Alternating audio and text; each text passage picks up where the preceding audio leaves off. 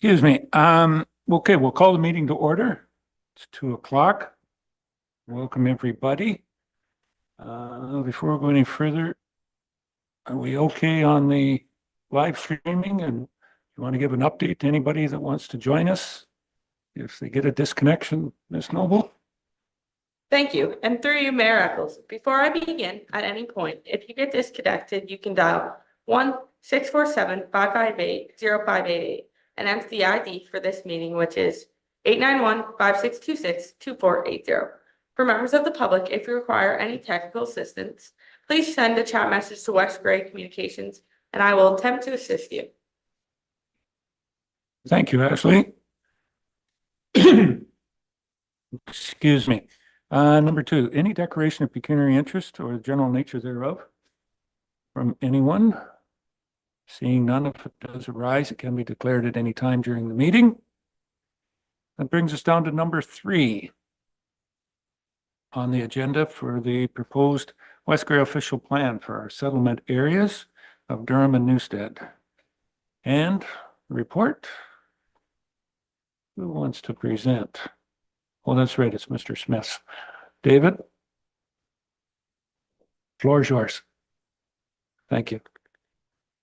So the notice for today's meeting was presented or distributed in the local newspaper, particularly the Hanover Post. I'm not quite sure what other ones we've used in accordance with the requirements of the Planning Act for a public meeting notice. Ashley, can we bring up the presentation, please, on the screen?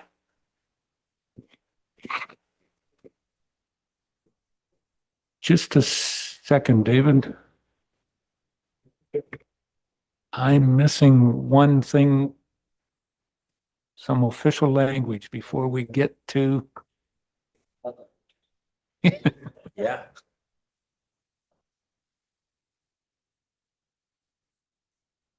Yeah, we're trying to cut through red tape, but there's some of it we just can't cut. Thank you, Jamie. We've done some of it. I would like to remind everyone that the purpose of this public meeting is to receive input from the public. Every person who attends a statutory public meeting required under the Planning Act shall be given an opportunity to make representation in respect of the proposed official plan.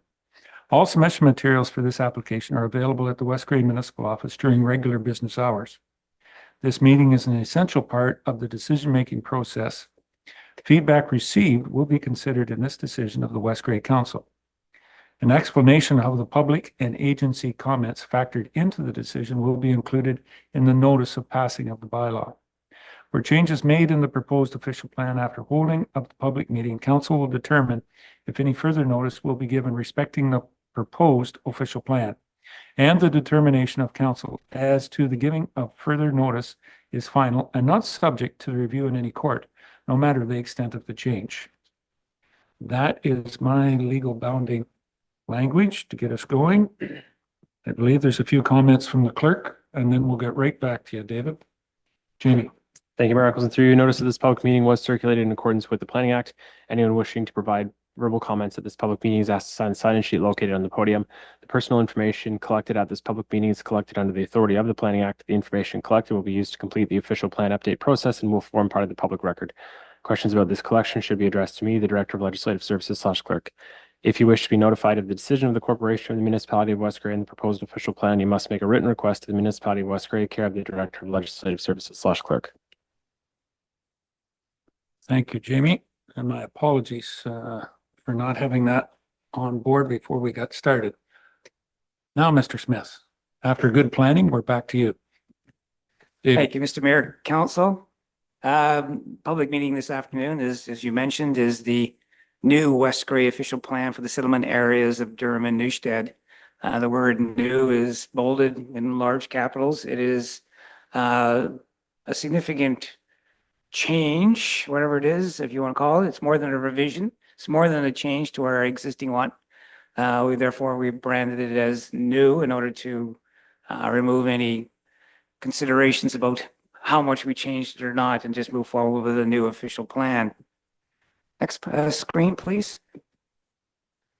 Public meeting this afternoon, we'll go through the agenda. We'll talk about, first of all, what the land use planning framework is in Ontario that the municipality of West Gray is expected to adhere to. Purpose of an official plan, the difference between an official plan and a zoning bylaw, the process to date, why the need for another public meeting, key policy changes from previous draft versions, mapping changes, review of external agencies, our next steps, how will the new official plan be implemented, and any discussions and questions from council or from the public. Next. The land use planning framework in Ontario is a top-down process following the requirements of the Planning Act 1990 as amended, the current provincial policy statement 2024, and the requirements of the County of Gray official plan 2018. The West Gray official plan must conform to all of those various documents, and making sure that it does so is responsibility not just staff, but of council in terms of its final approval. Next page, please.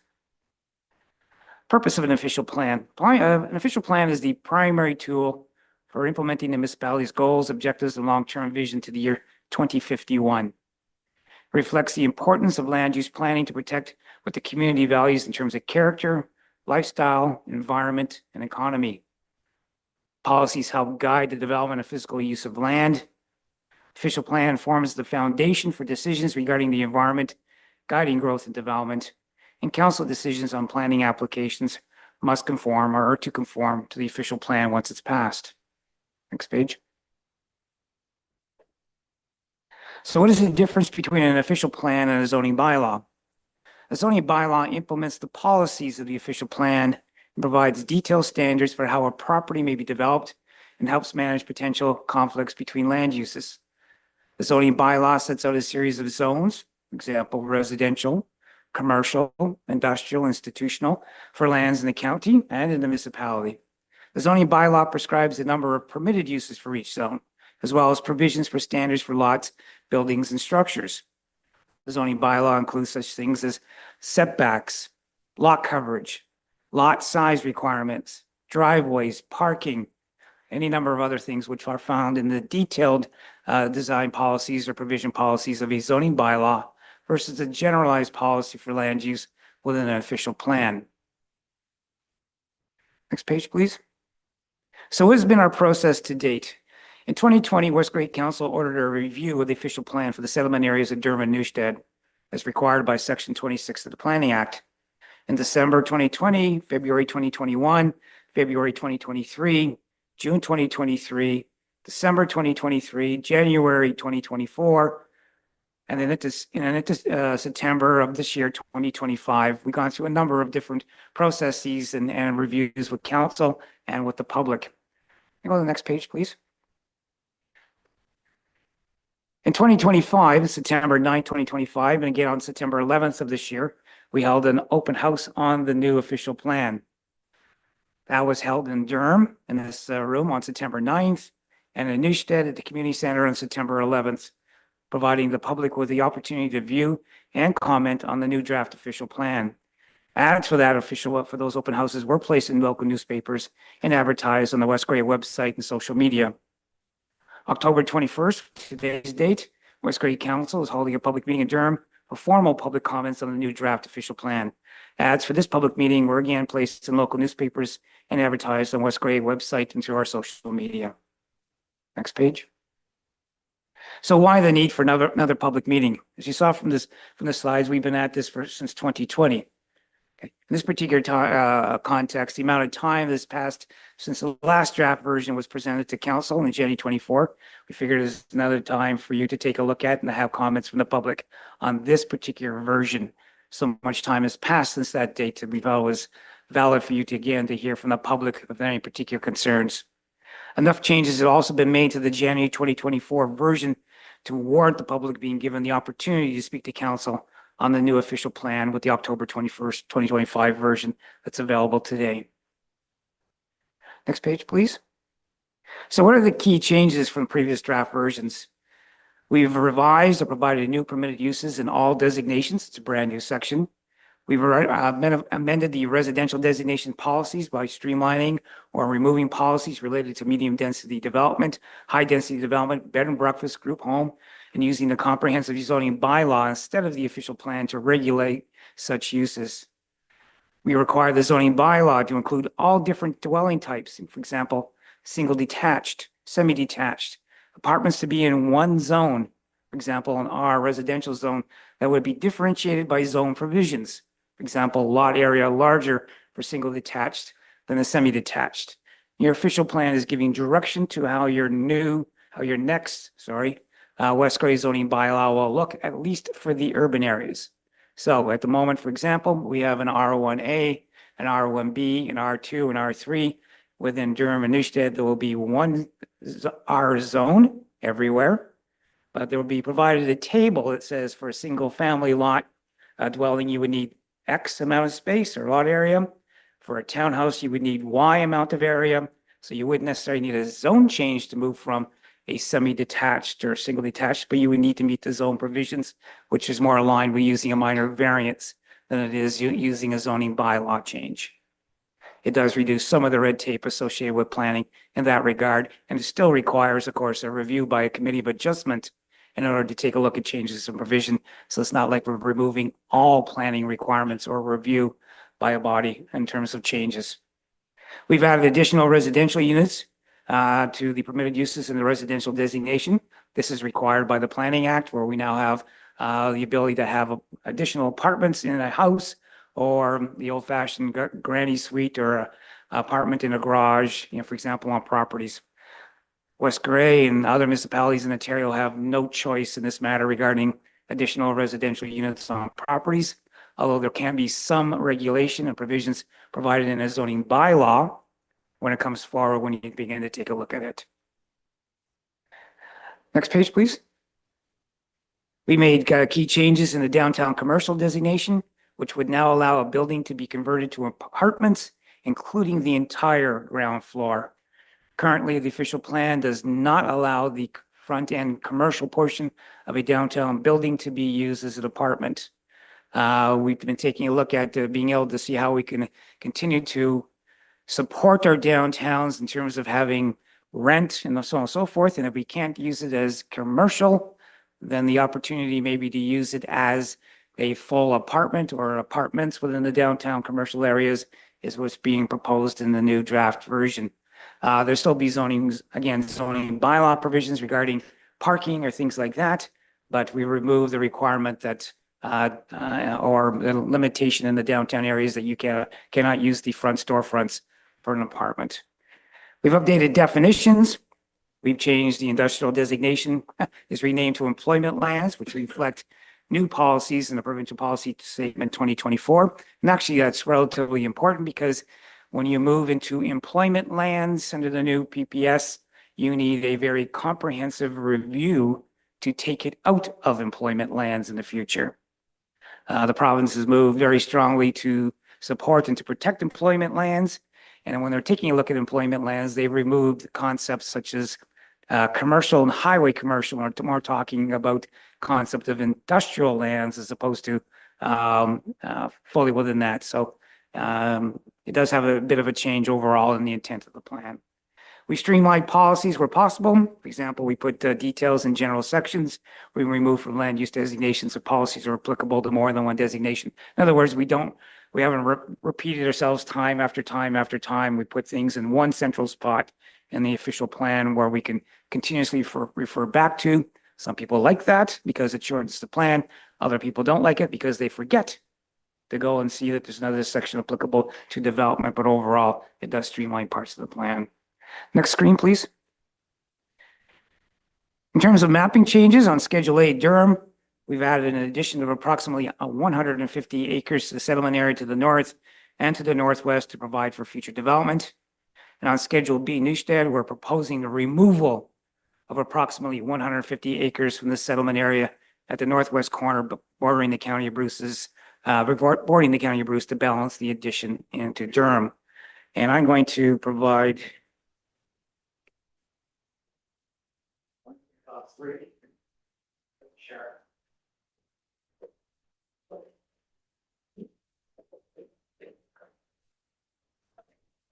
And can we skip forward, please, there's a set of mapping on the, right there, thank you.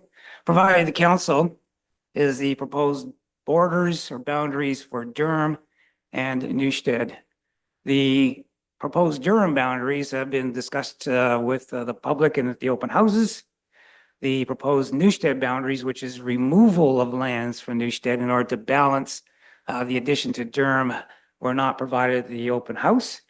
These are coming about through discussions with the county and about our requirements to meet or to take a look at how much land is required within West Gray over the span to 2051, not just in Durham. I will say that these, the proposal for the removal lands in Durham, Newstead is not complete yet, or the addition of lands within Durham. We do have to provide justification to the county for both when we take a look at how much land we need. And therefore, in some respects, when you are taking one out and adding to the other, at the end of the day, we're balanced in terms of total land, which makes our discussion with the county a little easier. But as I'm saying right now, this is the proposed boundaries for those two, for the two settlement areas. Can we go back, please? Ashley, to the first screen of mapping chain. Thank you, right there. Within Schedule A of Durham, we've also made a small adjustment to the urban boundary along the Concession 1 road. On the schedules for Durham and Newstead, we've updated to reflect environmental protection designation mapping. We've also modified the boundaries to the downtown commercial and highway commercial areas. That's within the plan itself, where we removed long-standing houses, for example, that have been in highway commercial or downtown commercial that have been relatively stable in both communities for many years, and taking them out of the commercial and putting them back into a residential. Next page, please. We've added new drains to Appendix A for Durham and Appendix B for Newstead. We call them drains as opposed to water courses. Of course, we still have the Saugeen River, but in terms of what's currently called Durham Creek, Camp Creek, for example, those two within Durham are being now discussed as drains because they actually form a major part of our drainage system as opposed to our water course system. It has an impact on how we take a look at development in relationship to a drain versus a stream in terms of fisheries and all the rest of it when it comes to development within the sub-watershed. So recognizing, first of all, that those drains are a major portion, form a major portion of our stormwater within the settlement areas, both in Newstead and in Durham, are important to recognize in the official plan, and also helps us deal with, again, with any environmental considerations when we have things as creeks and streams versus a drainage ditch or drainage drain. Within Durham and Newstead, we've added a number of special policy areas which are required to recognize some site-specific rules. For example, West Gray landfill, the closed landfills, Durham paving and stone, for example, is another one where we need to recognize its current aggregate extraction license, but also that it's also within our new employment lands or industrial designation, and seeing how that moves forward. Plus the fact that about half of that aggregate extraction is within our wellhead protection area, B and C in terms of Durham, and it's for its long-term protection. We've updated any number of symbology, colors, and hatching to provide clarity on the mapping. And again, within the schedules, we have still the 5 land use for Durham, land use for Newstead, constraint mapping in Durham, constraint mapping in Newstead, and the wellhead protection areas for Durham only. The Newstead ones, as you know, are out in the countryside and outside of the settlement area boundaries. Next page, please. As again, we discussed this already. That is the diagram circulating to council in front of you at the moment. Next page, please. In terms of a review, we circulated the application, draft version of the plan, August 6th, version 2025 to the County of Gray, Blue Water District School Board, Bruce Gray Catholic District School Board, Enbridge Gas, Ontario Power Generation, Hydro One, County of Bruce, Municipality of South Bruce, Saugeen Ojibwe Nation, Drinking Water Source Protection, and Saugeen Valley Conservation Authority.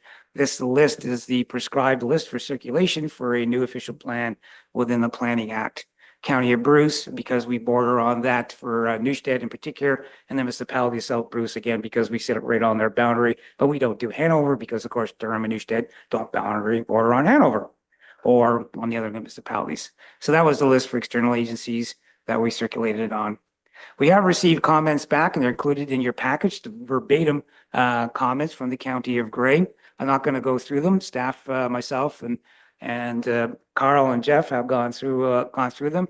We are making changes where we believe that they're justified, and we'll be bringing forward a finalized version of the draft official plan after that review of both the county and the, can you go, sorry, forward, Ashley? Keep on scrolling through those, please. As we go through the County of Grey comments on that and bringing them forward. In general, I would say that there were no significant concerns from the county. There is a suggestion for clarification, the addition of the County of Grey and various sections kind of thing, but nothing that says that there is a significant issue with any of the particular policies overall, but they are available for your reading within the document. Next page, please. Saugeen Valley. Good. Thank you. That's good. We also received comments back from Saugeen Valley Conservation Authority. Again, very similar in nature from the County of Grey, some suggestions for clarity, correction on some regulation numbers, things like that. But overall, nothing of major that would make us take a look and have to turn 180 degrees on any one particular policy. We certainly taking a look at development within our floodway and our flood fringes, of course, is where the Conservation Authority and Durham in particular is a significant concern. So as I mentioned, Carl and I will continue to take a look at those, and we'll bring forward our recommended modifications for the final document as we move along. In terms of public, next page, please.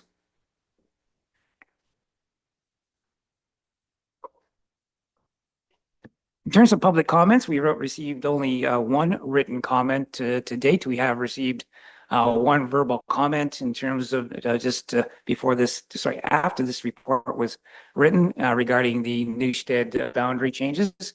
And again, it's one of those things that Carl and I are taking a look at to see how we move forward on that in the overall planning sense. In terms of the public comments available, these were provided by Marion Ratcliffe. Excuse me. I may have made a spelling error. Bev Falco and Chris Palmer. They are recommending some changes to amendments to the section H5 for the outdoor lighting dark sky friendly section of the draft official plan. This one here I will speak a little bit more to at the moment. In this particular case, I cannot support all of the changes being requested by those individuals. The changes in overall, in my opinion, changed the concept from being a dark sky friendly municipality or urban areas, because we're talking Durham Newstead, to an entire dark environment policy, which expands to everything as opposed to just the upward lighting of coming from parking lots, housing, so on and so forth. The expansion of that concept into dark environment everywhere, we think is certainly far beyond where we think we should be at the moment, and where we've been discussing with yourself and with the public over the last couple of years in terms of trying to support a dark sky friendly community. In that regard, though, therefore, the words environmentally, nighttime environment, all the rest of it would not be supporting. There are a few changes proposed by those individuals that we certainly bring forward, but concept of a whole, which we now believe is, again, a dark environment, we will not be supporting at this time. Next steps, next page, please. So what are the next steps? In this particular case, staff will bring forward a recommendation report to council for Tuesday, November 18th. Council will consider whether to adopt a new West Grey official plan at the November 18th meeting. If the West Grey official plan is adopted, it is sent to the County of Grey for approval. Members of the public can ask to be notified of the County of Grey's decision regarding approval. The County of Grey may approve the West Grey official plan as submitted, or revise and approve the plan, or refuse to approve the West Grey official plan as a whole as submitted. It's typically not where they go. County has always been very good at discussing with municipalities what they believe are to be changes if they see anything required. especially if they don't see all the changes they recommend in their comments being carried forward into the final document. The decision of West Grey Council to adopt the official plan cannot be appealed. It is the decision of the County of Grey that can be appealed by agencies, other government bodies, and whatever's determined at the county level in terms of appeal. Those decisions and those notifications are done by the County of Grey to those persons and individuals who give the county notice that they wish to participate within the county's approval process.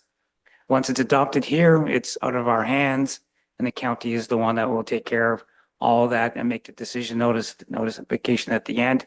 And it is a appeal of the county's decision for approval that's appealable, not of West Grey's adoption. Next page, please. So how will the West Grey official plan be implemented? Pending approval of the official plan by the County of Grey, a new or revised West Grey comprehensive zoning bylaw would be required. At this time, there's no schedule or work plan for a new or revised zoning bylaw, although I believe it has been discussed between staff and council as a whole for the 2026 budget.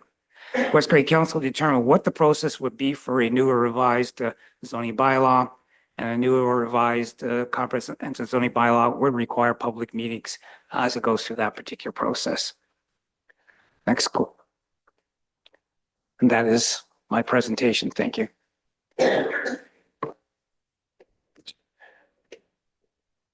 Thank you very much, David. The report was considerably shorter than the time spent getting this all together. Thank you for the work. I don't think anybody realizes just how much even a revision, not alone building a new official plan takes. So just wanted to say thank you for spending endless hours onto this so far. But again, that's what you love to do, so it's not work, is it?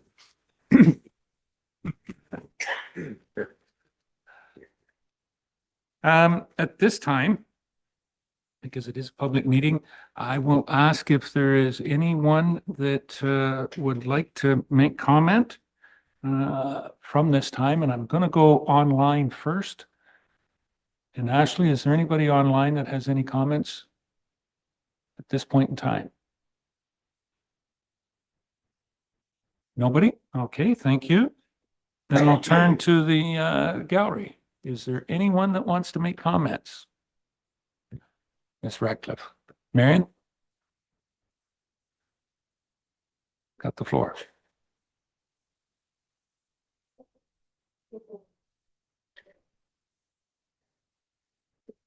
There you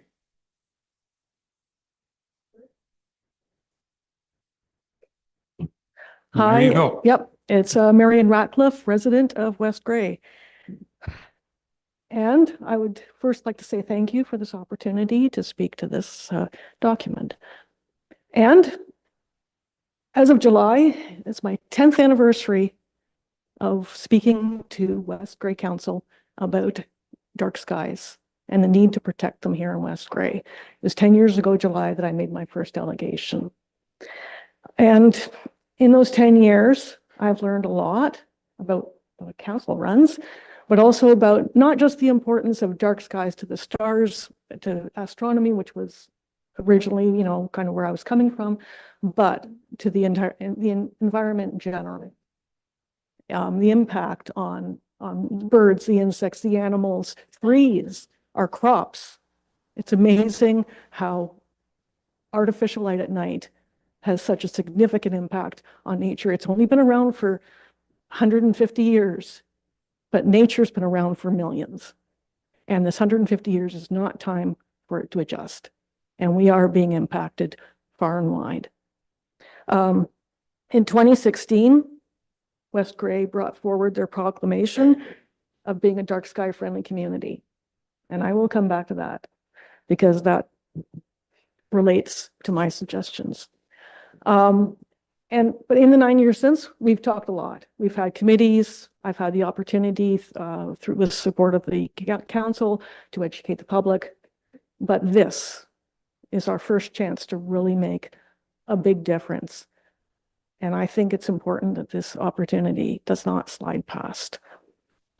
The reason we picked the language that we did pick for H5 to replace it is supported by the Dark Sky Proclamation. In our Dark Sky Proclamation, like I said, it's easier if I had room to spread things out. In our Dark Sky Proclamation, we do say that nighttime sky, oh, there it is. We do say that nighttime skies are important. And we also say that the environment's important. Whereas proclaiming the municipality of West Grey a dark sky friendly community will protect our nighttime environment and promote our community identity. I took the words right from there. I didn't make it up. So it has been control. It says right in there that eliminating hazards and annoying glare from poorly designed light fixtures, reducing stray light through shielding and directing light fixtures to prevent light from unnecessarily falling outside the boundaries of the property on which a light fixture is installed. So that is, again, protecting our environment. We're keeping the light on the land, specifically where it's needed for its use. Again, I've never once said we can't have lights. I've said where it's needed, when it's needed, and only as much as needed. But we have it here in our proclamation. Also, if you take a look at, oh, sorry. Probably the best time to say this before we get too far into the proclamations. A few months ago, we had a thorough discussion and going over on proclamations throughout the municipality and where they have. They are not a forever type thing. Oh. And the proclamation, those proclamations have been rescinded. Oh, So, and we weren't told. well, Yeah, no, It's but on the it's agenda, still yeah. okay. just, But it was the intent that, like I said, I'm not pulling language out of nowhere. That was the Yeah. intent. Okay, you want to go for something a little more modern? I can do that. Great, yeah, no, that was really all I was going to pull out of that one. Anyways, we've got, that's dark sky friendly. We've got 7.14. And Grey County recognizes the value in preventing all forms of pollution. And they speak in there as well about light pollution and the impact on the environment and human, wildlife, and just basically keeping it out of nature. They've got that in their opening blurb. So again, I didn't pull it out of nowhere.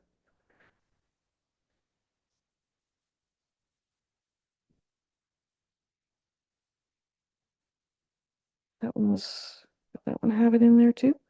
Oh, we'll get to that one later. This is another fun one. Just something I'm just trying to support the language, but this is it. It is important, and I think you also have to take into consideration the fact that there are natural areas right here. Okay, I'm more familiar with Durham than Newstead, so I'll pardon the people of Newstead if I kind of stick to the area I know.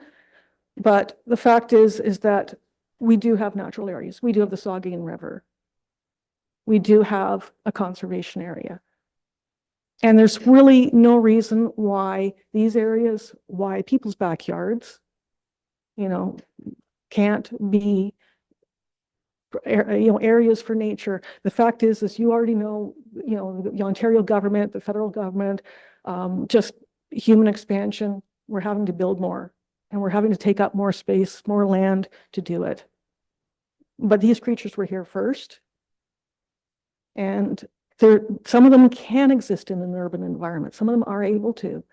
And giving them every chance possible to live their little lives without us messing with them, why not? What does it take to, be careful with your lighting? Why is it such a big deal? I don't understand. It's a mystery to me. There's no reason we can't have fireflies in Durham. But if we don't keep the lighting down, we won't have them. I've got them on my property, but with these expansions, Durham's moving north, which means lighting is going to move north. And how long before I don't have fireflies on my property? How long before I don't have bats? Because your light impacts me. So you have to think about that. You have to think about your neighbors. And you do have to think about, what's going on around you. So as I said, and I think we need the strong language in there because my understanding is that, there is that comprehensive zoning bylaw, and I've actually got some things to say about that. We've got a engineering lighting standards coming up. And there was a council report. And in that council report, February 15th, 2022, and I'm hoping that that hasn't become a nothing in time, where we do say that we are going to bring dark sky lighting standards. And dark sky lighting standards do include the environment. They do include shielding. They do include color and other aspects in order to protect the environment. So, but there's that whole top-down thing. If you've got it in the official plan that says, we are concerned about our environment, and I know you are. I actually know you are, because section C 5.2, page 18, references the need to protect trees, wetlands, and other natural areas. Right there. You said you need to protect them, and lighting is a hazard. And that does need to be on it. E1, natural heritage, again, West Grey recognizes the importance of our natural areas. And if you're going to recognize them, then keeping light pollution out of them, that's important. It's very, very important, because that's something we can control. We can't control the plastics that's coming in the rain, that's coming from wherever, but we can control the light. Because if you turn them off, or if you at least regulate them, if you shield them, if you color, you can keep that light out of there, and you can make that land safer for life in general. And that'd be better for us, better for our health too. Okay, so in the 10 years, staffing changes, council changes. We're on our third CAO. We've had more planners, I don't know. I won't count how many planners we've had in 10 years. And my understanding is that Planner Smith will be leaving us at the end of this year. And it's kind of in a flux, whether we're going to be involved with Grey County and that. So again, we need our strong language in here, because otherwise things fall through the cracks. And we know things fall through the cracks because it already has. Those lights on the Carafraxa Bridge and the lights on the Heritage Walkway Bridge are prime examples of dark sky lighting promises falling through the cracks because a staff member didn't understand what they needed to do. They didn't know where to look. And when the question came up after they were installed, the answer that came back from the CAO at the time was, that person's no longer with us. We don't know why they picked them, but they're there and we're stuck with them until they, die. And so again, we need to have strong language all the way down, guidance. And I said, you'll note I didn't put any numbers. I didn't put any, super specifics in, because I understand that this document is meant to be just an, 1,000-meter high view of things, and it's supposed to be a guideline. And that when we get into the engineering standards and maybe even the zoning laws, we may have a chance there to put specifics in. But I think the general notes that we wrote are good. We changed a lot of the mays to wills and shalls, and that's for loopholes.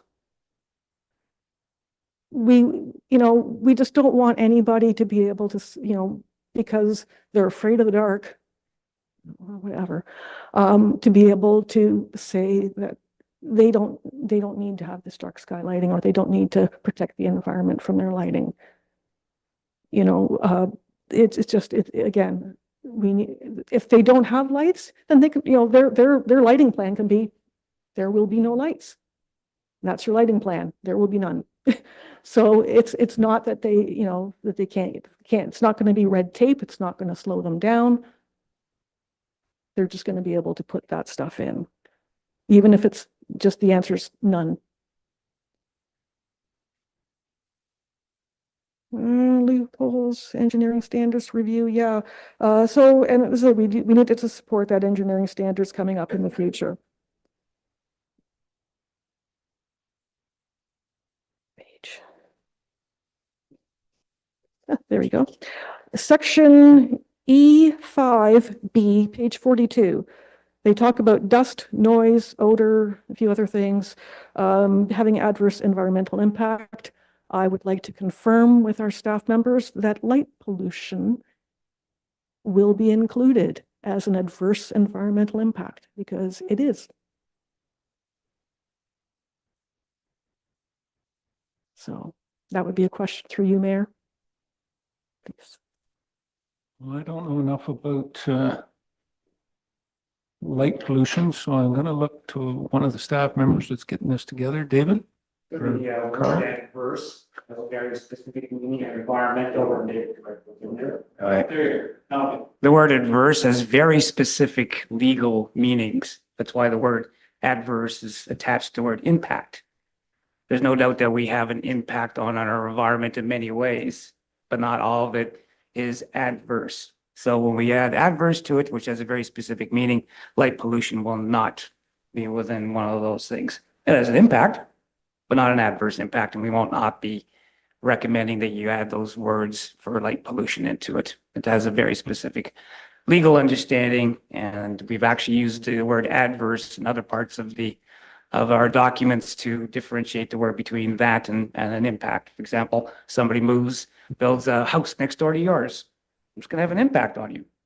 When it's an adverse impact, again, which has again, as I said, a very specific meaning, is not necessarily true. So, no, we wouldn't be recommending adverse be added sense of dark sky or lighting.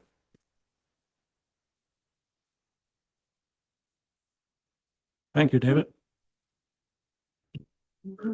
Yeah. In the implementing comprehensive zoning bylaw, section D26B speaks to the needs for requirement for landscaping and parking spaces and such. Again, would outdoor lighting be part of that, you know, be part of that? It is a standard, I would think, how outdoor lighting would be handled. So would that be part of the et cetera?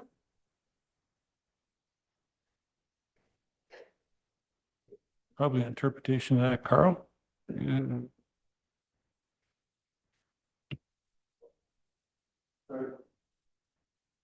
Now we got it. Did you specify that was in the zoning bylaw? It says under the implementing comprehensive zoning bylaw, section D 2.6B. It's on page 22. It just speaks to requirements for land. I think it actually came up in the PowerPoint presentation. You know, that this was going to deal with things like landscaping, parking spaces and stuff. And I just wondered whether outdoor lighting would also be part of that. We would review outdoor lighting more in our engineering standards and site plan control versus a zoning bylaw. Okay. Zoning bylaw is more related to specific uses and location of those buildings. We do talk a little bit about fencing and you know, requirement for buffer zones and things like that in our zoning bylaw, but things for specific to lighting would be more in our engineering standards for road and parking lots. Okay. Thank you. Okay, next on my list was definitions. And I apologize, they were kind of late. I sent those in the email yesterday. And that's on page 4, which is right. Yeah, on the other side of this page. See definitions turnover. If I only followed my own instructions. Section O, definitions, page 74. And since I didn't get a chance to get it into the agenda, I'll read it out. The original dark sky friendly lighting means lighting products and or a lighting plan that is specifically designed to enable residents. So again, it's only talking about people. It's not talking about anybody else. To enjoy nighttime views of the sky unobstructed by excessive municipal business or parking lot lighting. And I would like to change that. I provided a couple of options, or staff can, use AI or whatever they're using these days to wordsmith these things.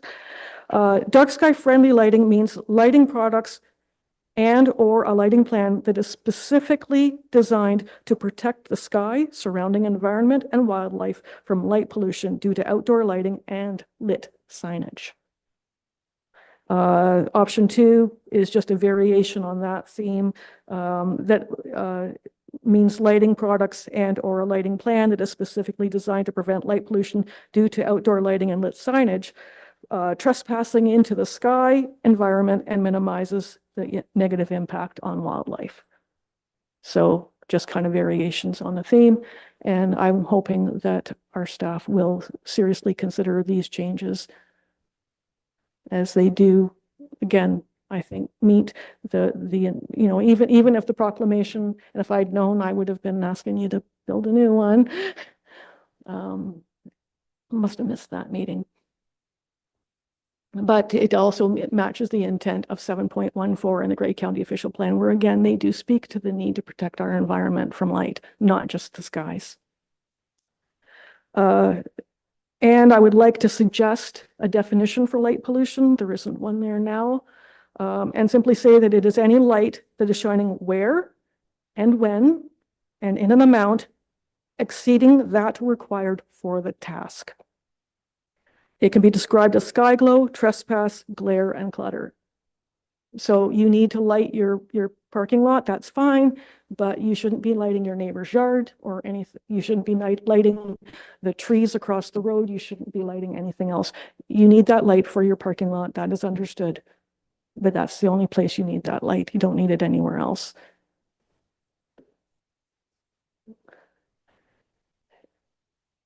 And now, this is my other big ask kind of thing. Council report, February 15th, 2022. Planning at the very bottom line, planning staff intend to include the following urban design policies within the official plan, which speak to Durham and Newstead. And then they list luminaire design factors for outdoor lights, municipal street lights, residential areas, street lighting, structural illumination, property illumination, lighting and outdoor advertising signs, recreational facilities, and of course, replacement. Obviously, that's not in our new revised and very streamlined official plan. I was wondering, how can we make this happen? Can it go into that zoning bylaw? Does it need to be another policy that we can create? What can we do with that promise? And I took it as a promise. They say they intend to do it. So where can we go with this? I'll take a stab at that one, Carl. I think it still goes back to site plan and whatnot. Go ahead.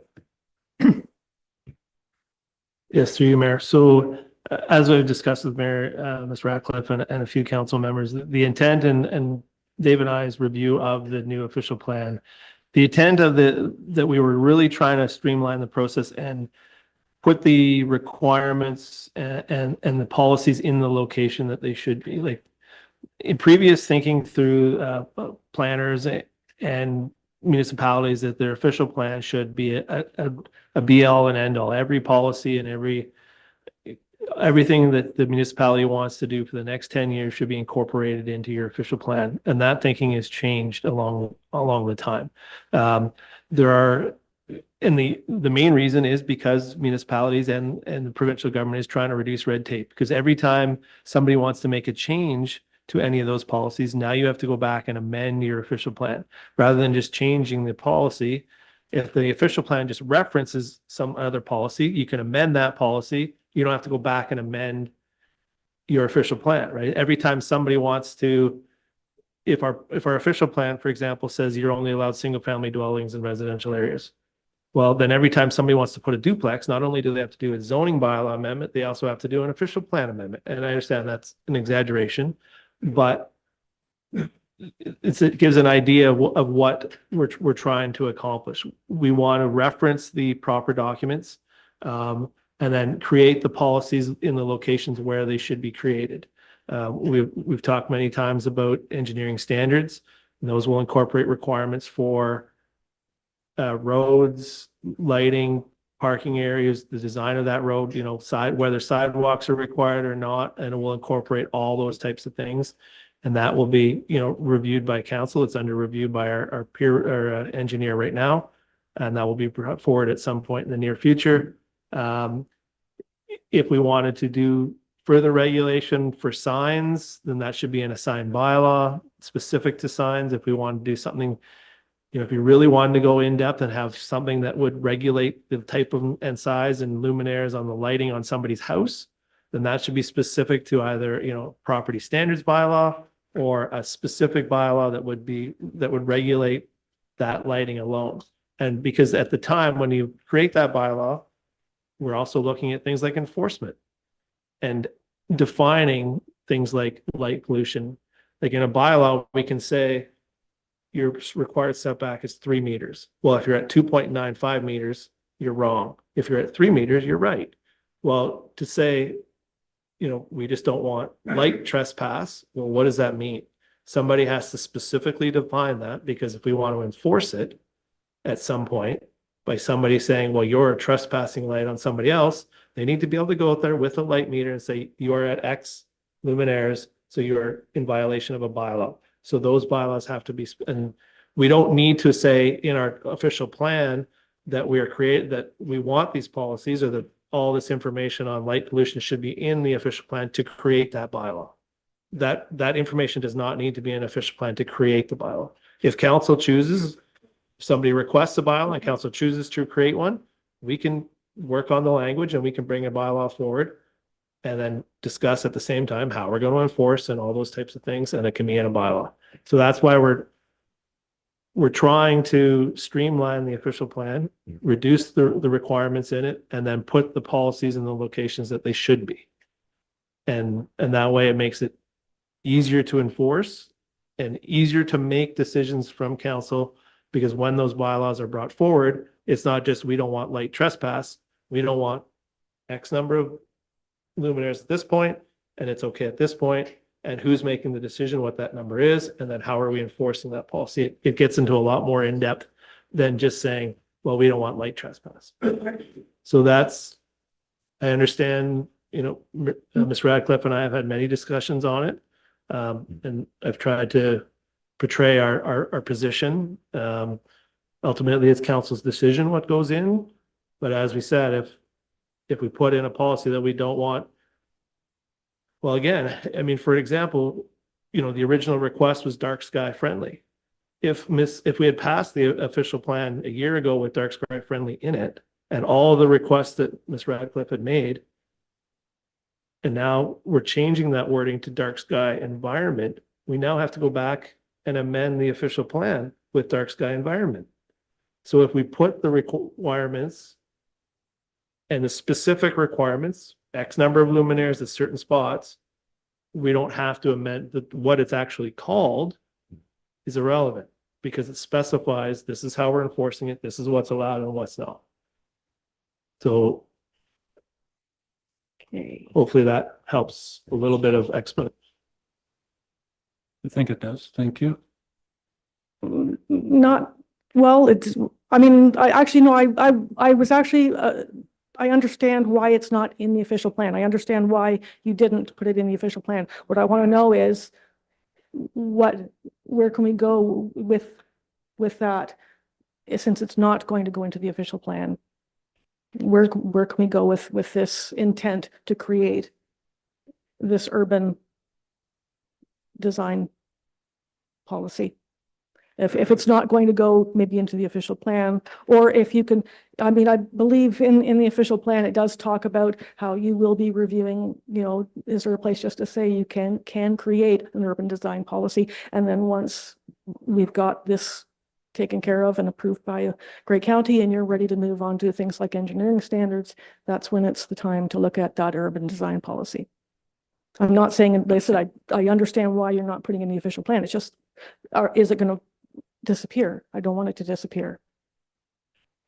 And I don't believe it will disappear. I can't say Yeah, 100% that it absolutely won't, absolutely will be, or absolutely won't. But what I can say is, yes, I expect it. The official is the plan. yeah, The action that are going to need to be taken for staff, for council, to activate in our community will be in those policies, will be in the comprehensive. sorry, it is dry in here. It's great. Yeah, well, we got some Yeah, honey. oh, no, I've got mine. It's under Yeah, the, okay. actually, sorry, while you're talking. It will be in those,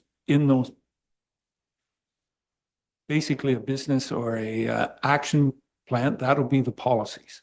That's where you get down to the specifics. This is the plan, the strategic, basically, plan of the community, Newstead and Durham. Mhm. Then the policy indications and through the comprehensive, I think, as Carla said. Yeah. That's right. where So we exactly. get to that So stuff. that's what I'm wondering is whether this urban design that was described in the council report, staff report in 2022, whether it would go into that comprehensive zoning or would it be a policy of its own separate? I would say it would take under consideration on the comprehensive zoning bylaw Okay. as we do the review on it. Am I far Okay, off so, on that, yeah, David or Carl? Probably the first. Yeah. Wouldn't put it in a zoning bylaw. No. Council's familiar with some of the standard provisions we see in zoning bylaws. How wide a parking space is because we need to fit our cars. How much lot coverage we think is appropriate for a lot. Some of our height issues kind of thing for us to be able to live side by side. We don't regulate light bulbs in the zoning bylaw. We don't regulate the location of a light standard on your property in the zoning bylaw. We don't regulate the intensity of that light in the zoning bylaw or the intensity of anybody's downtown placards on their buildings or the highway commercial street signs that you see, the ones that light up. What Carl is suggesting is that the official plans have for many years been burdened, if I can use that word, with multiple policies on everything from fencing to lighting to sidewalks to gardens to you name it, making it extremely difficult for councils to deal with changes and so on and so forth. If you wish to have policies on fences, on pools, on lighting, on gardening or whatever it is, use your tools outside of that, have that discussion outside of that under your municipal act powers or whatever it is, and be able to deal with bylaws, both enforceable that you come up with at that time, if you so desire, that work with you and also are outside of the Planning Act, which are easier to change, to modify, to review when it doesn't fit your bylaw and people come forward with plans that you like. Don't use it as a zoning bylaw, except, and the official plan, except for those things that are truly within that specter of land use that we see on a daily basis, all these other things. And you've seen that, everything from signage policies that have been very difficult to come up with over the years. You start putting background data into an official plan or a zoning bylaw, you can have even more problems. So here, if the suggestion is that should you be looking at lighting standards or dark sky standards within whether it's, sorry, certainly going into the engineering standards. Okay, there's no doubt about that. In terms of West Gray's work, our lights on our subdivisions, and in terms of our site plan control on our major developments that are under site plan. So for example, Bob's house isn't under site plan. We're not going to regulate his pathway lights to his garden. We're not going to regulate his eaves. We're not going to regulate his Christmas colors and how much light he has. Unless you decide to do that.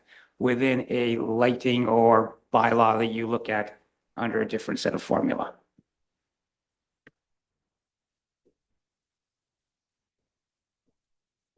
Okay, I've heard a whole lot of how we can't do it.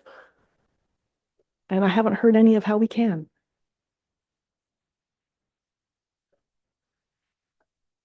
I would, through you, Mayor, so I would recommend as I think what we're saying is the ideally if to really get detailed and to protect the environment and the lighting in the way you have indicated, your best option would be to submit a request to council to review a lighting bylaw and with specifics in it, and then ask council to create a bylaw.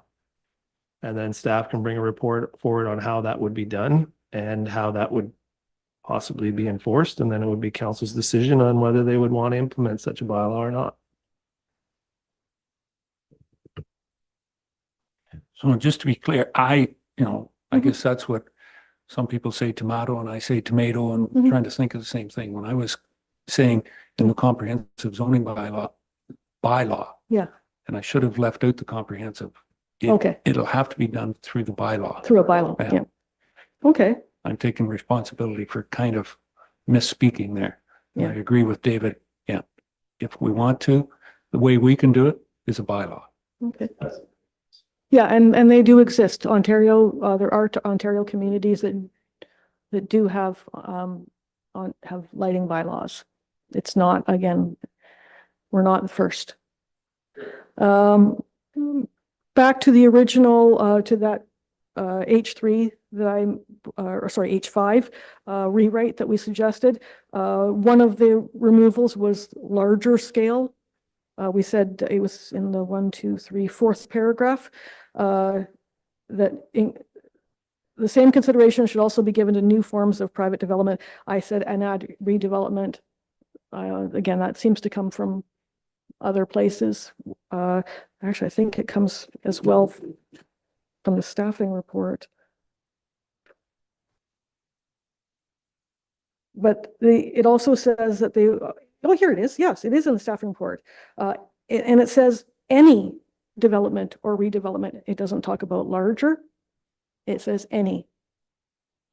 So again, in that staff report, they're not limiting it to just large. They're saying any. So that's another support for why I would see that word removed, and the addition of the word redevelopment is because it is in the staff report. And that is that. That's my list of things. As I said, I'm always here to help if people do want, and I really do hope that you will support. You will see that there are, my suggestions for protecting the environment. I do think it belongs in the official plan. I still think it belongs there, and I think it is supported by what's been written in our staff reports in 2022. It's supported by what Grey County has put in their official plan in 7.14. And I know that the proclamation maybe is no longer in fact, but it was a decision. It was something that was passed by council. And in fact, it was passed by our current mayor. And I believe Doug Hutchinson, Councillor Hutchinson, was also a member of that at the time. So we have 2 members of council here that were here at the time that proclamation. And I would like to think that the intent for it is still being carried through even to today. And that you will support that it's not just light up, but it's our environment as well. And it is the environment that we do have left in Durham and in Newstead, and that it does spread out even beyond the boundaries of those communities. And that's what has to be thought about. A lot of the other things that they talk about, parking lots and parking spots and fences, don't extend beyond those communities, but those lights, hundreds of kilometers. My view of the skies are ruined, by light from you, from Markdale, and now from Dundalk. So that's giving you an idea of how far it's traveling. So I'm always here to help, and I thank you so much. I know I took a lot of your time, but I had a lot to say, and I hope that it'll make a difference, and that a little more than what they suggested is going to be changed will be changed. Thank you very much. Yep, for that, Marion, and we'll be taking that into consideration. Councillor Hutchison. Doug? I'd just like to make comment as a follow-up on that. I do like some of the wording that Marion has submitted under the public comments. And I don't think it's anything that's really detrimental, or it locks us into a situation like, for example, the first line where she says Westgrave values its, instead of dark sky, it says nighttime environment, and supports, instead of sensitive, environmentally sound outdoor lighting practice that minimize undesirable and unsafe light rays into the dark sky, the environment, waterways, and surrounding properties. So I don't see any problem with that wording. It's just tweaks ours a little bit. It makes ours a little more specific. Where we get into the bogged down part is when we start looking at the verbiage and whether it's will versus should or shall, right? That's because if you say will, that means that now we have an obligation to enforce it. Enforcement is the tricky part, right? But if we get into, and I'd be interested in looking at some of the bylaws of other communities to see what their bylaw says in terms of specifics, like certain wattage of lighting, whether it's shielded to project the light down, so on. So I would like our staff maybe to revisit her comments in the official plan and maybe incorporate some of the wording that she's used in there. I don't see any problem with it actually restricting us and whatnot. It just makes it a little more clear, I think, in terms of what we're trying to get at, in terms of making people aware that lighting can be a problem. It can't, there is pollution from lighting. And so make people aware, and then when it comes time to actually build or put in lights, maybe they'll have second thoughts about what they use and so on.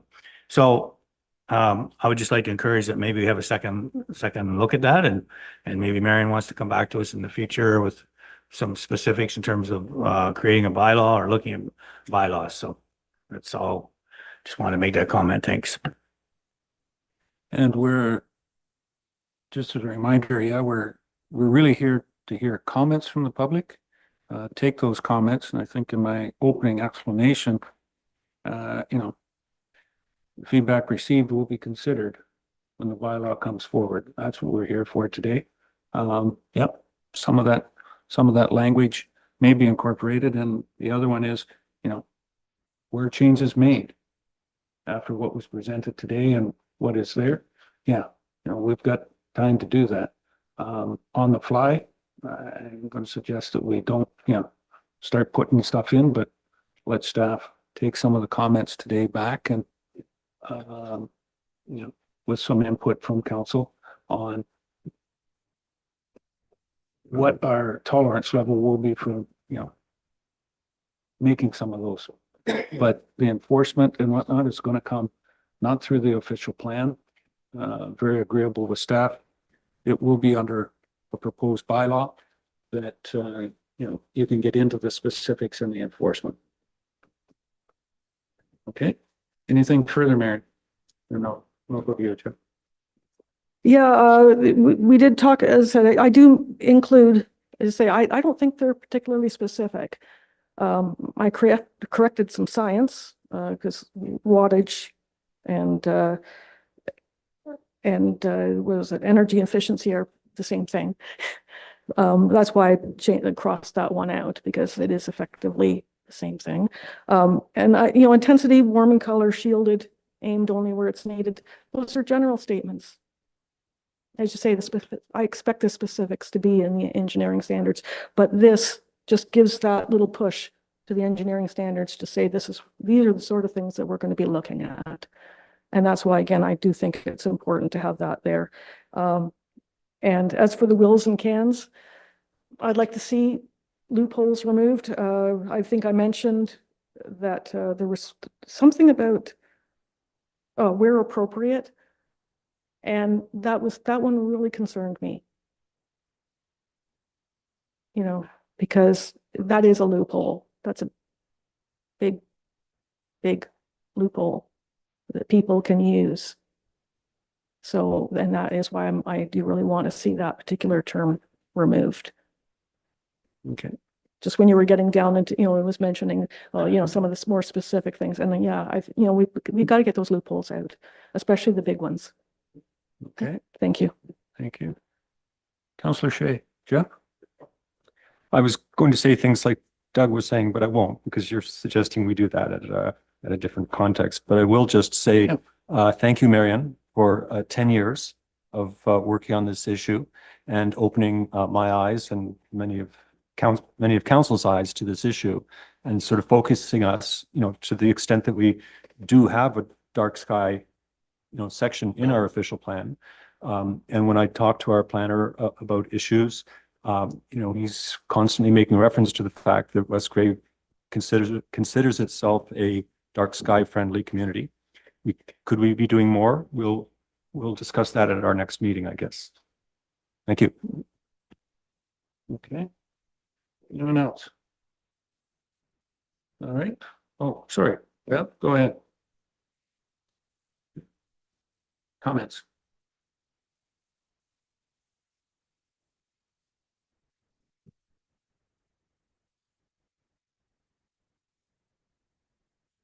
Last time, thank you. And I was thinking to myself, I'm not going to do that again. I'll do this though. Good afternoon, everyone. Oh, sorry, Chris Palmer, resident of West Grey. Just a little bit about myself, other than the fact that I'm a resident of West Grey. I'm the guy who back in May 31st is when it's dated of 2021, submitted correspondence requiring action, which led to a recommendation unanimously supported by council at the time, that a staff report regarding dark sky policy for corporate infrastructure, new development, and electronic signage be created. And I'd just like to read you a little excerpt from that letter, or that piece of correspondence at the time. With respect, the time has come for action while we still have a dark sky to protect. New housing developments and the proliferation of lit electronic signage are two examples of where regulation can ensure that potential harm to the environment is mitigated.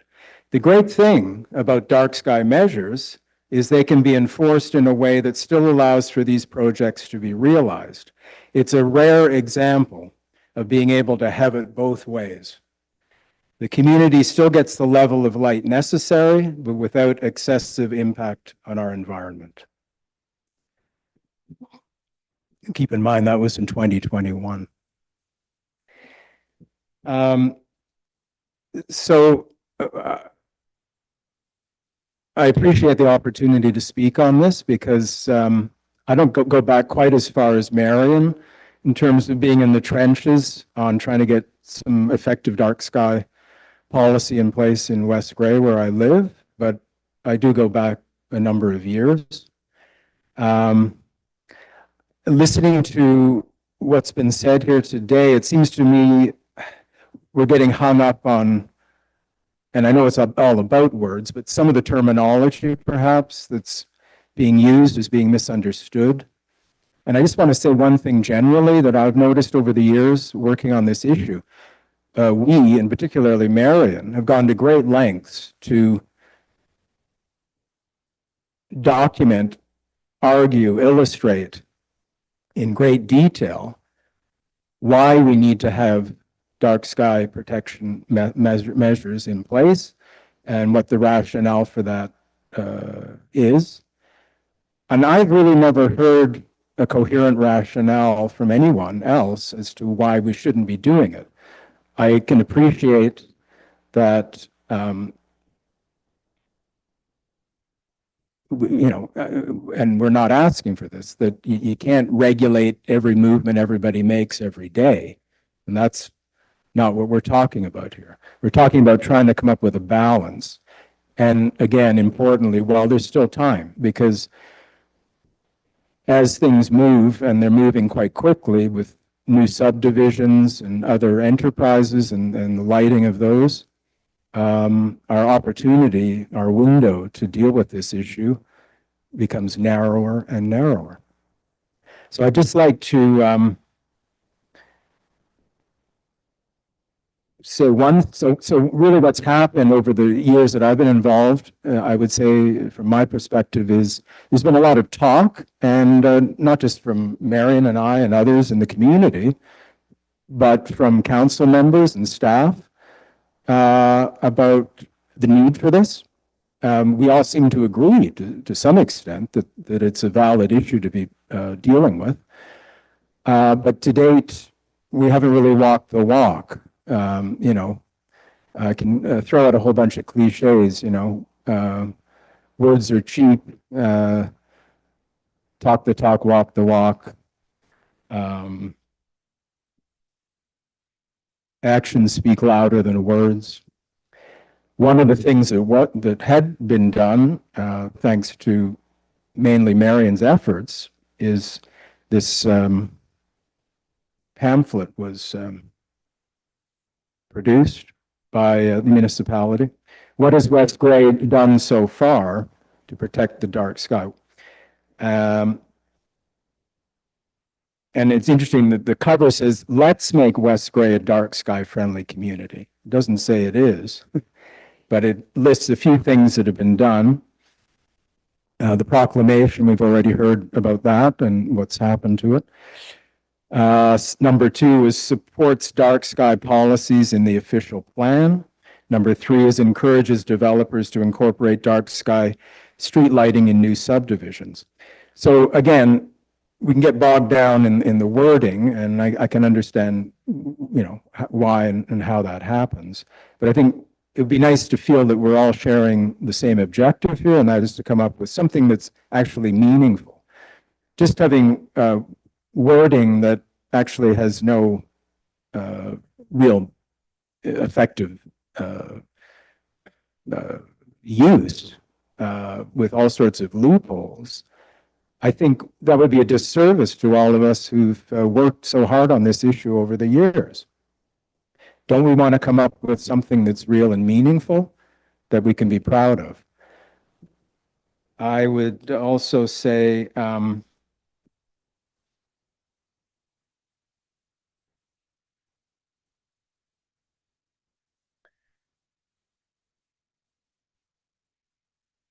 and reference has already been made to the Grey County OP, 7.14, number 2, when updating county or municipal engineering or lighting standards, dark sky practices shall be incorporated, period.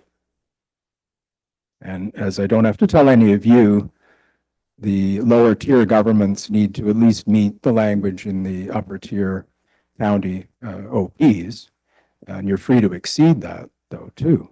And I think that would be worth considering here. But that to me means that when we're talking about engineering standards and that whole process, there's an opportunity there to, in fact, we're actually being, the municipality is required to do that. Now, what do dark sky practices actually mean? Of course, that's what it's going to boil down to. And number 4 in 7.14 of the county OP says site plans should include a requirement for an outdoor lighting plan to ensure dark sky friendly lighting is used. Once again, wording that one might interpret one way or the other.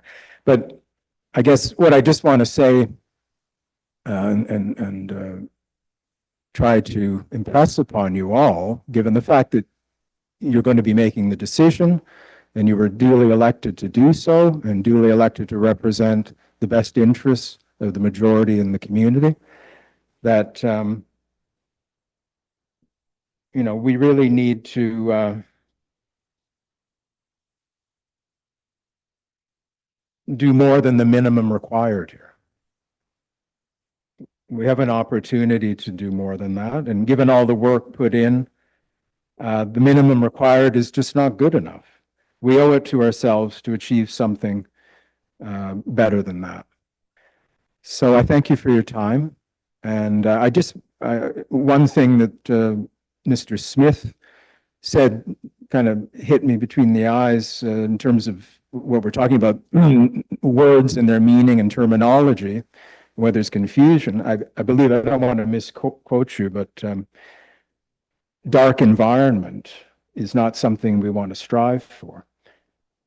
But you didn't explain, I think, in other words, there seemed to be a concern around everybody stumbling around, this is going to lead to people stumbling around in the dark. And of course, that's not what we're talking about, David, to be fair.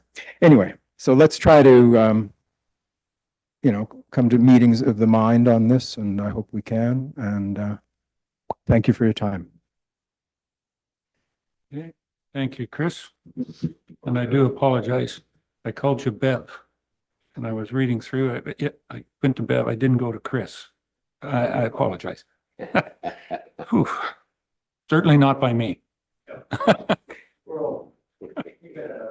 It's, one final comment, Marion?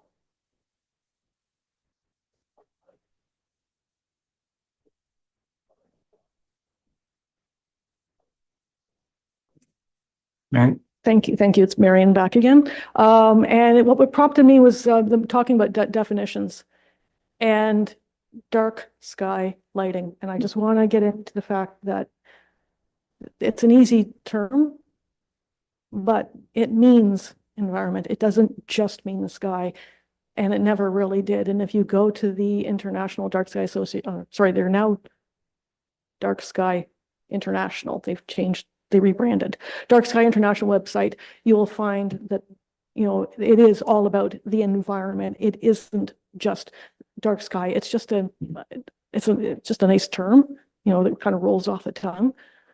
So just consider it branding, but it does mean the whole environment. It does not and never did mean just the sky.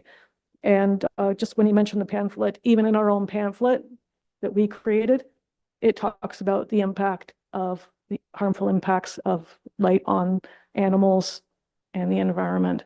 So that was just it. I guess I just wanted to make it clear. We need to get away from this mindset that dark sky lighting just means light up. It doesn't, and it never did. And I know I've said it multiple times to council, but it still keeps coming up in our documents, and it needs to stop. Thank you.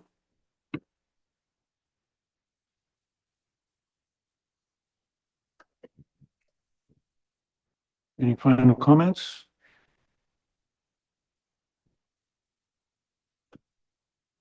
Any comments from staff? Go ahead, David. Further process. David, you're on. I know we'd spoken quite a bit about the dark sky, but do you have any questions about the document, the rest of it? It is important. We've got a lot of stuff going on, changes and all the rest of it. We of course want you to be confident in the document. May not always agree on everything, as we can see.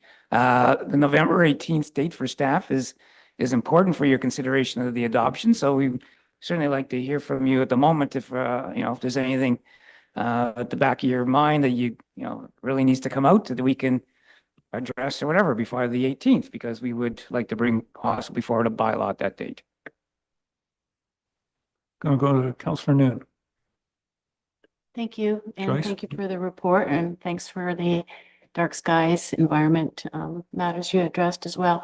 I was just wondering, you have in the report about a balance, so you're taking away in the official plan an area designated formerly in Newstead, and you're taking that away because you're increasing Durham's. Why is that requirement? Like, is it a requirement that there's the balance between the two places? Like, I know Durham's much bigger, so the scope or the area is much larger than Newstead. So I was just kind of wondering why you have to take one away just to increase another? That is a, very involved planning question you've asked, and there we look at it this way. So the sign behind the mayor reads the municipality of West Gray. The system is set up this way. The province allocates or comes up with population projections for all municipalities in Ontario. You're going to grow, the county is going to grow by X over the next number of years. The county then says to each of the municipalities, you're going to grow by a portion of that X. We then take that X to West Gray, not to Durham, not to Newstead, not to Crawford, not to Eaton, not to, Varney, et cetera, and we need to, in some respects, say how we are going to accommodate this population for homes in particular and employment over the planning period. And we generally take those numbers and say, okay, we're going to get 100 people. And 100 people live roughly these days 2.1 to 2.3 persons per home. And our homes take up a certain amount of space on the landscape, 25 to 30 units per hectare. And we take those numbers and we say, how much land within an urban boundary? Because when we take land into an urban boundary, we take it out of agriculture in general. And we put some restrictions on it. That you can no longer put a barn up, you can no longer do certain things because it's now urban land within that. So we're careful about how much we do for both. So number one, how much land do you need within all the settlement areas that we have to accommodate that growth? And honestly, we got too much land already. We don't need anything else in West Gray. You've seen over the last year or two that we've had a number of subdivisions which have yet to be built out. And that adds literally hundreds of units to the town of, to Durham just in and of itself, let alone some of the infill you've been able to approve and come to agreement on in Newstead and other places in Crawford. So as a planner, when I take a look at this, it's kind of like, okay, I do have a problem on one hand is that, yes, you cannot forget that Durham is Durham and Newstead is Newstead and so on and so forth. And for us to say we're done in Durham until everything else is built out is probably somewhat ridiculous from a planner's perspective even. All right, so how do I balance out all these other opportunities we have for Eaton and so on and so forth and all the rest of it? And the only way, in some respects, I can come about to rationalize that is to say, okay, where's it going to come out of in order for me to add? Is it a requirement? Yes and no. Before this current provincial policy statement that we're dealing with in 2024, the answer would have probably been far closer to yes. There was probably a page of requirements for you to show why or when you're expanding an urban boundary and how you're going to service it with roads, sewer and water and everything else, schools and all the things required for these things. Under the current provincial policy statement 2024, the answer is probably maybe not necessarily. As a planner, however, it's when I take a look at those things and say, well, what are we doing overall in that terms of planning that begins to break the tie between, no, I don't need to take the lands at Newstead to bring it to Durham, at the same time, the other way around. And we have that problem in a number of places. We have industrial development that are going in places, proposed in places that the neighboring towns have plenty of industrial land. We have discussions with the town of Hanover, for example, about the expansion of it, and they still has plenty of lands within Hanover that haven't been built on. So to give you, again, a simple answer at the end of the day, right now, I think where we're sitting is that is the proposal. I can't say that by the 18th, it's going to be still there one way or the other. It is still something under review. So hopefully it kind of gives you some kind of insight into the machinations going on in my head and about how we're going to get somewhere. And that was a wonderful statement, David, that sometimes planners are ridiculous. I heard that one clearly. Sorry. No, I'm going to go to Councillor Hutchison first. He was up and then I'll go to you, Councillor Townsend. Doug? I have a few questions, so Doug might want to jump in here sometime. One of the questions I'd like to have you respond to, and I did ask this question at one of our public meetings. has to do with key changes on page 10. It talks about key changes from previous draft versions. And the idea of downtown commercial designation will allow building to be converted to apartments, including the entire ground floor. I'm on the BIA committee for Durham. And one of the things that we struggle with is businesses that are not a business, it's just sitting empty right now. But also the fact that some of the downtown core businesses have a business, but really are residential. Supposedly a business, but they're residential. So they struggle with the VA with trying to get businesses into the businesses. And now, according to this, we're saying if someone comes along and they buy a business downtown Durham or downtown Newstead, and they just convert it to residential. So now you have a business, you have a residence, you have a business, you have a residence.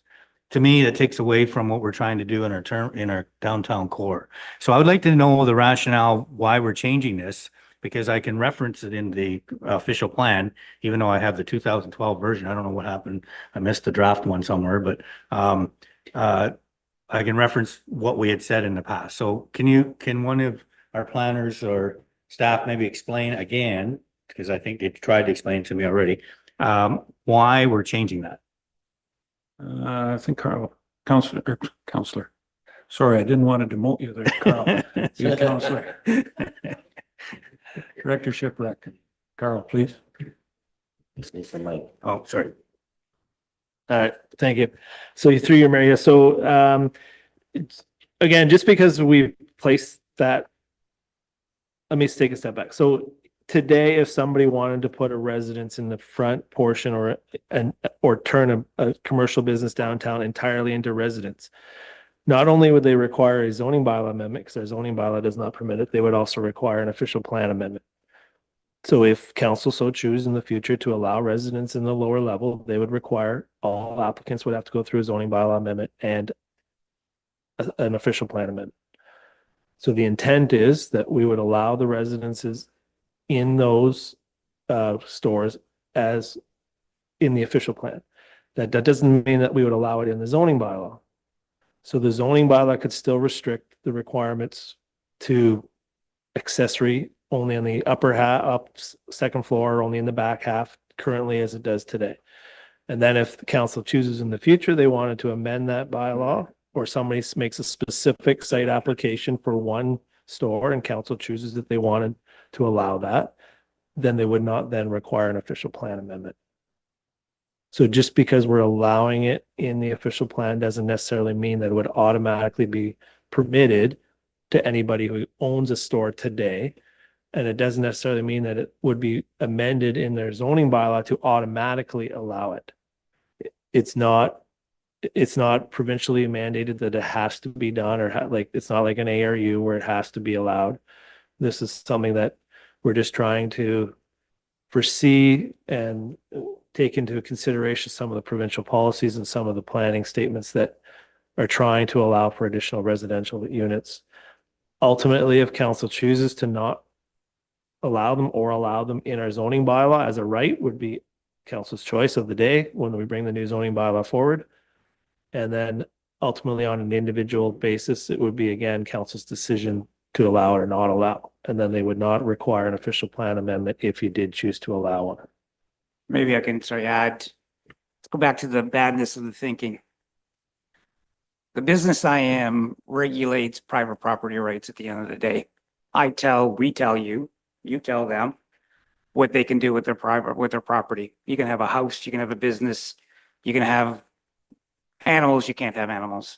We work in a very regulatory business, as you know, for years. And in some cases in small town Ontario in particular, our downtowns struggle and have struggled for years. And then part of that is whether or not it's, the generalized market you work with in a regional market where you're influenced by the Markdales, by the Owen Sounds, by the Hanovers and so on and so forth, or whatever. We know we're an influence. And it shows. It shows in vacancies. It shows in struggles of businesses to continue on in business within a very tough economic market and time between the Amazons and everything else you have to deal with. Here, we're suggesting that we should let the private market decide what is the best for downtown Newstead and downtown Durham. If the market is correct, then it will go into a business. If the market is correct, it go into a residence. And at the same time, as soon as we have something that's in it that is generating revenue for the property owner, makes their ability to pay their taxes easier.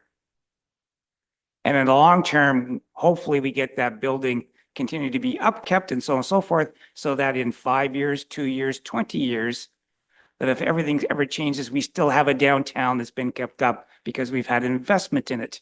And it will move from one type of business, one type of use to another as the market demands come and fluctuate within that. We're not good as planners and all the rest of it in doing that kind of economic development work at times. And in here, Newstead and Durham probably deserve the opportunity to see what the market would demand for it and that. So that's kind of where we're pulling back and saying, we haven't been good for years. Look what we got. Straight up what we got. You got it above and beyond. We need to go that one step further and allow the whole thing, if that business owner thinks there's a business case within that to make that. And if there's a business case to come back in the future to a storefront because things change in the world, great. At the same time, hopefully that money that goes into the rent, whether it's the business or the things, goes to pay the taxes, goes to pay the upkeep, and we have a downtown that still exists in 5, 10, 20 years. I sort of see it by opening up, taking it out of the official plan. It becomes a bit of a loophole. It allows it to happen, put it that way. My thinking, I've been involved with the BA for a number of years now, and I was also involved with the Newstead Newstead Business Group a few years ago. And always the struggle was, we want to get business, we want to create businesses in our downtown core, and that's their focus. So that's their mandate.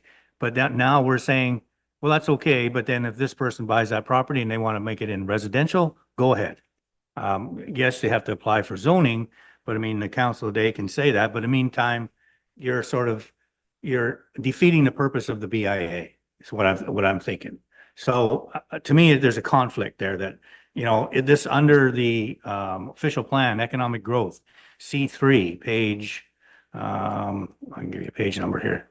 Doesn't really matter, but C3, it talks about economic growth, and it says I lost it here. To ensure that Durham and Newstead are desirable communities to locate new business and maintain existing business. C3.2.2, to promote the historical nature and charm of the downtowns as places to conduct business and to shop. C3.2.3, to support and enhance the arts and culture interests of Durham and Newstead and promote these interests as tourist opportunities. So I think we're creating a negative scenario for the downtown cores. That's all I'm saying. I know I spoke to the VA about this. They weren't happy when they heard about it. Unfortunately, no one's here to make any statement, but I mean, they still have time to say their piece if they want. And we also have to mention that through C4.2.5, we have a facade improvement program or a community improvement program, a funding program that we allow people to fix up their business and whatnot. So we're encouraging them to do that sort of thing. So anyways, that's all I have to say about that part of it. But I just feel that it's opening up to problems, I think, in the future and taking away from our business. I'll leave it at that. Councillor Townsend. Doug. Thank you. And going back to what Councillor Noon was talking about, with that 150 acre land swap kind of thing between Newstead and Durham, and I think if I'm hearing correctly, you've got to try and balance it out, but not to slight Newstead. But if a developer came along tomorrow and all of a sudden wanted to develop that 150 acres and that you're looking to remove in Newstead, and it was a very viable option, would we turn them away, or would we work with them to try and balance those numbers out? Or I guess the way I look at it, I know from my post office days, for letter carrier for towns, we had what we called the iron ring, and you didn't go, that was it. That was all there was, right? Then later on in my career before I retired, it became a rubber ring. So it kind of, it moved and flexed a bit. So do we have that ability to move and flex? If something viable came along in Newstead that was to go into that area, like understanding there is a lot of other potential in Newstead as far as land. There's a ton of other potential stuff and underdeveloped land there also. But if somebody specifically wanted that chunk, would we take that chunk maybe out of another spot in Newstead? I'm just trying to, I don't want to close any doors for development in Newstead. Well, to close the doors of Newstead, in some respects, you have to look at anybody's application anywhere in that regards, if you know what I mean, right? Oh, I'm outside of the boundary on the south side. Let's add that lands. I'm outside of the boundary on the north side. Let's add that lands. And the truth about Newstead is quite simple, is it's constrained to many degrees by servicing. We don't have a sewer line across Mute Creek. And if you remember, the Goochke subdivision development has been around for, yeah, I think Councillor's nodding his head as to a number of years about its viability and so on and so forth. And you're right. Don't get me wrong, right? Maybe the one on the south side and the north side could get together tomorrow and come up with a viable. But honestly, it hasn't happened yet. And we have better opportunities within Newstead itself in terms of our servicing. I'm not saying, and believe it or not, some interest in the last little while for those lands there. We have, and like I said, have had continued interest in Durham, not on the lands we're proposing, okay?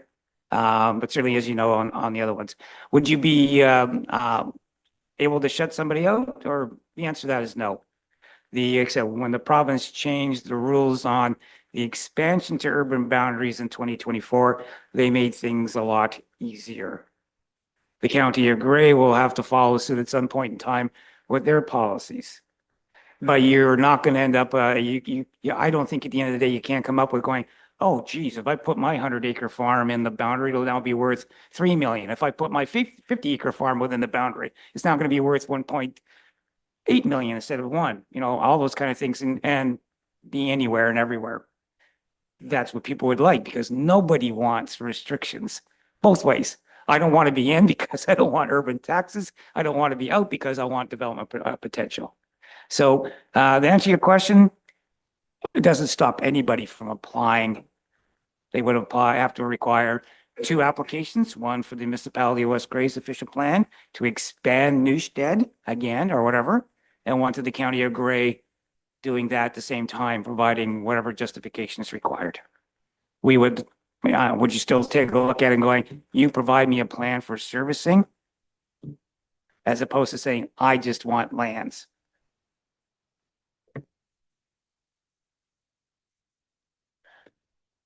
Thank you, David. Jeff? Does the owner of that land in Newstead have any opinion about this? The word unhappy was probably the best way to put it at the moment. Not happy. Not happy. We had a discussion this afternoon, and he'll be letting us know his opinion.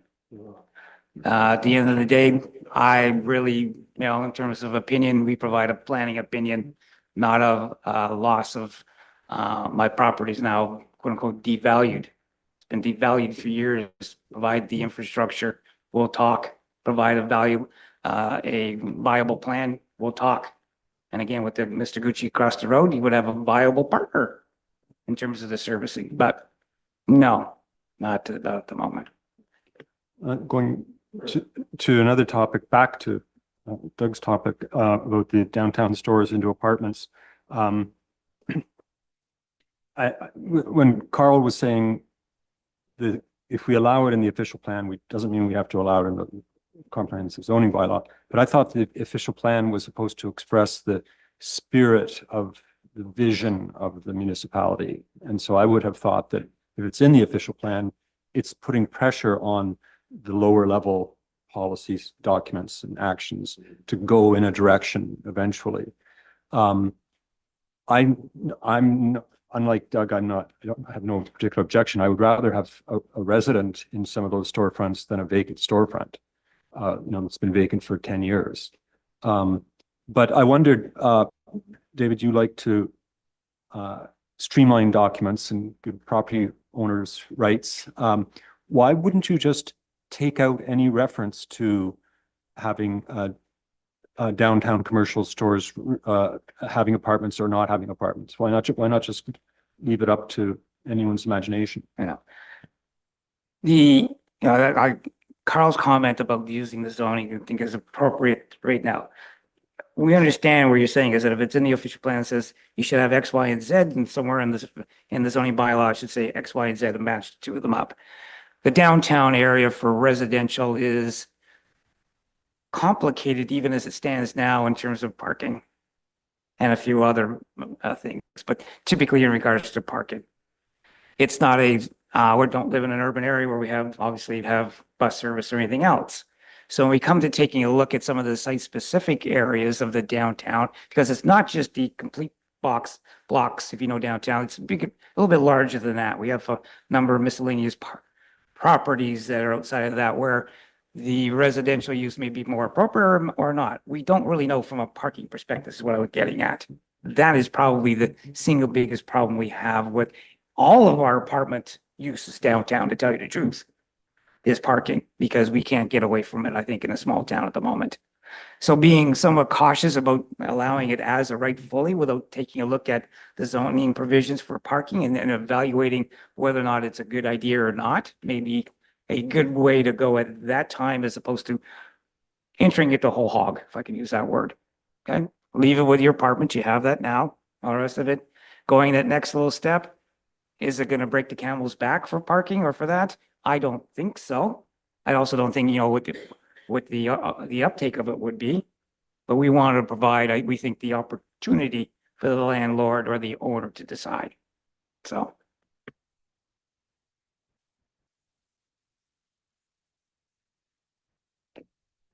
Anything else? One more question? Go ahead. No, I'm only joking. Go ahead, Doug. So looking at the official plan, part D 3.4.4 comes back to the business thing. I'm just wondering, are some of these statements still going to be in there? Have they been taken out? Because I don't know. Like, for example, D 3.4.4 says residential intensification shall be encouraged by promoting accessory residential dwelling units. Such dwelling units will be located to the rear and above the principal use and shall provide appropriate parking. So I presume that one's going to come out if it's still in there. D 3.4.7 says that the infilling of vacant properties and the redevelopment of existing building properties will be encouraged to achieve a continuous building effect along the main streets within the core areas. So it's, residential buildings in the middle of that doesn't really fit, I don't think. And yeah, so that's basically it. There are some other references all under the economic development of the downtown core and that type of thing. But there are quite a few references to what the downtown should look like and whatnot. So I'm thinking some of them may need to come out if that's the case. Don't know if there's really need for comment there, but do you see where I'm coming from there in terms of references? I'm looking at the official plan that I took. I think I got it off the website is where I got it, but anyways. It would certainly be good to make sure that we're both talking about the same plan. The one that we're using today is version date October 21st, 2025. Yeah, no, I haven't got that one. No, so we may be different in the policies we're reading. Yeah, possibly. Okay, so I'll go through, maybe, I was gonna say I could maybe send in some notes and comments that we can look at, because there's quite a few things in here that I question, but maybe they've been changed out of there. For example, another one, just for example, D 3.4.10 says outside storage of supplies or waste materials will be discouraged unless appropriately screened. Well, there goes our blue boxes. We don't want blue boxes on our main street. So it says right in there, we shouldn't have blue boxes on our main street unless they're screened. So that's one, and that comes into our new change with our blue boxes, right? But that's another issue that we need to resolve, so. And,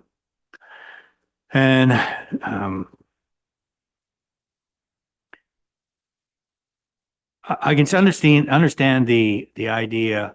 It talks about the official plan, talks about the downtown core versus a highway commercial area. I can understand where there could be a mix of residential and commercial as you get outside of the downtown core, like we have that now with going south on 6 and north and whatnot. We have a business, then we might have a resident, then we might have another business on. But in the downtown core, I would really like to see us make sure that we don't allow full residential, but anyways. That's a personal opinion. Yeah, well, yeah, that's maybe. Yeah. D4.4.3, outside storage of supplies or waste materials will be prohibited. That's right in the official plan. So again, we need to do something about that. Can we, yeah. just as a suggestion on that, because you're reading off the 2012 version. Yeah, Yeah. Can we get that 2025 version? were we given that? Because I don't have it. Sorry? So, Yeah, through you, Mayor. So that 2012 version has been, or 2000, the previous version has been significantly changed. The new version, there's a projects page on the, which is all the links on the main page, all the links in the newspaper and all the advertising linked to that project page, and that project page has all so the the. official plan must still be on the website then. That's where I went, got the official plan. You would have got the existing official Yeah, plan, the one right. that's in, Okay. That's what I was in working. today. Yeah, so that's the one we need that official plan on there because that's what's current. So Okay. somebody submits an application today, that official plan that you're reading from is what we use to evaluate versus the proposed is on the project page, which is the new, with the new Okay, information. so I'll need to go back and look at that. All right, so I'll refresh my comments and bring them back to next time.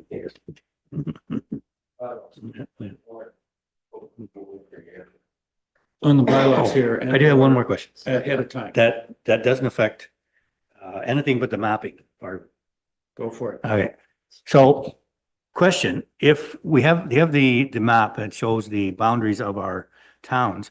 What happens, how does it work when we have homeowners that access our water and sewers, but they aren't within the boundaries of the town? How does that work in terms of Yeah. going forward? The official plan won't has an impact on servicing, but if you have an agreement between a property owner on the outside of the boundary area for the water and sewer, which is a separate and distinct, right? Those have their own rules and regulations about what the service area is. So if you're outside of the service area, then you come to the Director of Public Works or whatever it is for a service extension. It's evaluated that way. Okay, well, there's no rules within our official plan or the County of Gray's official plan that says you can't take a water service and extend it 5 kilometers down the highway. To be ridiculous, of course, but so nothing within that. What the new official plan does say is that for areas that we would include that are currently on private septic and private water, which of course we do have, they can continue. If any time in the future that the water and sewer goes by them, the municipality may look at a mandatory hookup bylaw, which is good for our ratepayers overall for the systems. And the same thing for new development in some of the areas that are policies for partial servicing or full private, depending on what they are on now. But the other ones are dealt with through your sewer and water bylaws and the rules under those extensions rather than the official plan.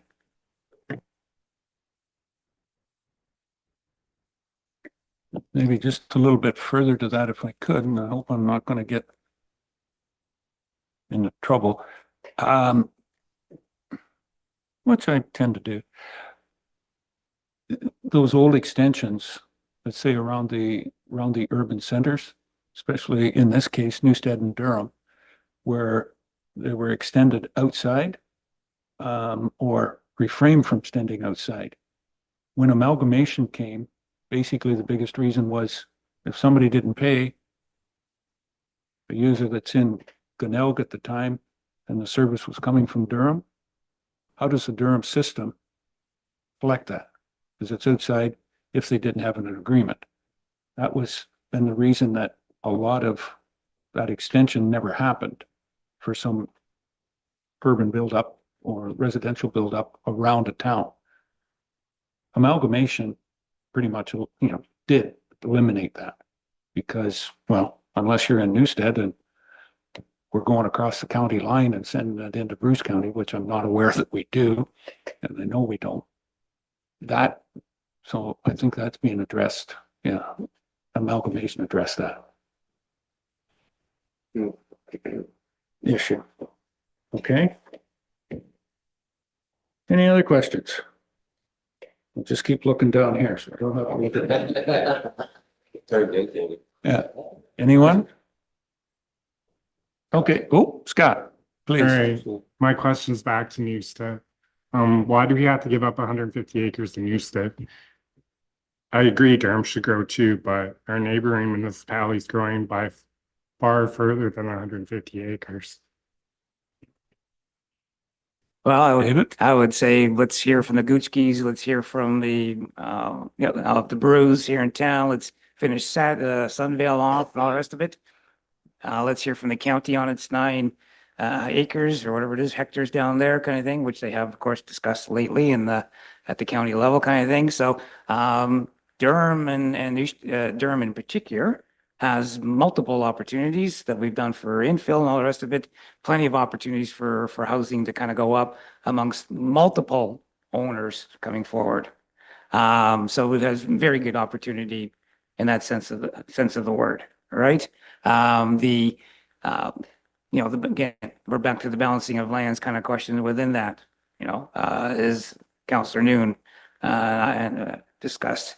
So it's what we just think is the best from a planning perspective within that. And we still have plenty of opportunities available in both urban areas for development. And you've seen that over the last couple of years in terms of the infills and so on and so forth.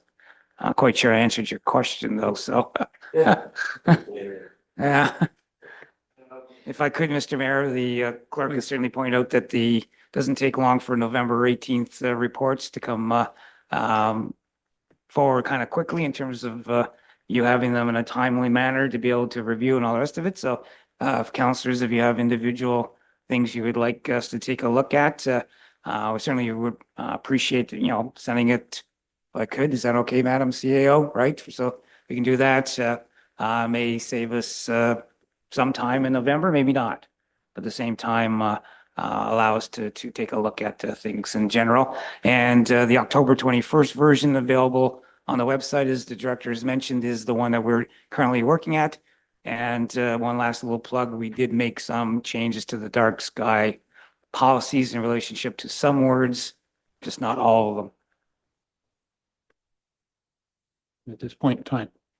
Okay, further, Councillor, Deputy Mayor Hutchison, Tom. Hey, Miracles. So just to pick up on what Councillor Forster was saying, so we've had a pending application for a long time down Newstead. So where somebody did come forward that was ready to go, like we can entertain that, or is this locking us out of it? Don't just say that would to happen, because we can't keep renewing and renewing when I think what's happening there is that there's somebody sitting in the queue and the intent continues to go on and ask for renewals, at which point do we just say, okay, that's it? Because I know that, we can only develop so much. I respect that and I understand the growth, but if somebody's, their intent is just to put a parcel of land for get it marked future development, but they're not in anywhere, whether it be financial or in any plan, within that 5-year period where somebody else is ready, we block them out. So how do we get around that? We're not getting around it. How do we address it, sir? All right. The development Newstead, you've heard from the director of infrastructure, public works, has servicing problems. We don't have sanitary sewer capacity for anybody other than some small infill. So nobody at the moment is getting anything. that's hopefully going to, be fixed as council takes a look at whatever capital improvements are required for the system. But that is having a major impact right now. In fact, we've told kind of two developers is that, yeah, you're interested in bringing forward a draft plan on the east side of Mule Creek, okay? But we don't have any service capacity for anybody.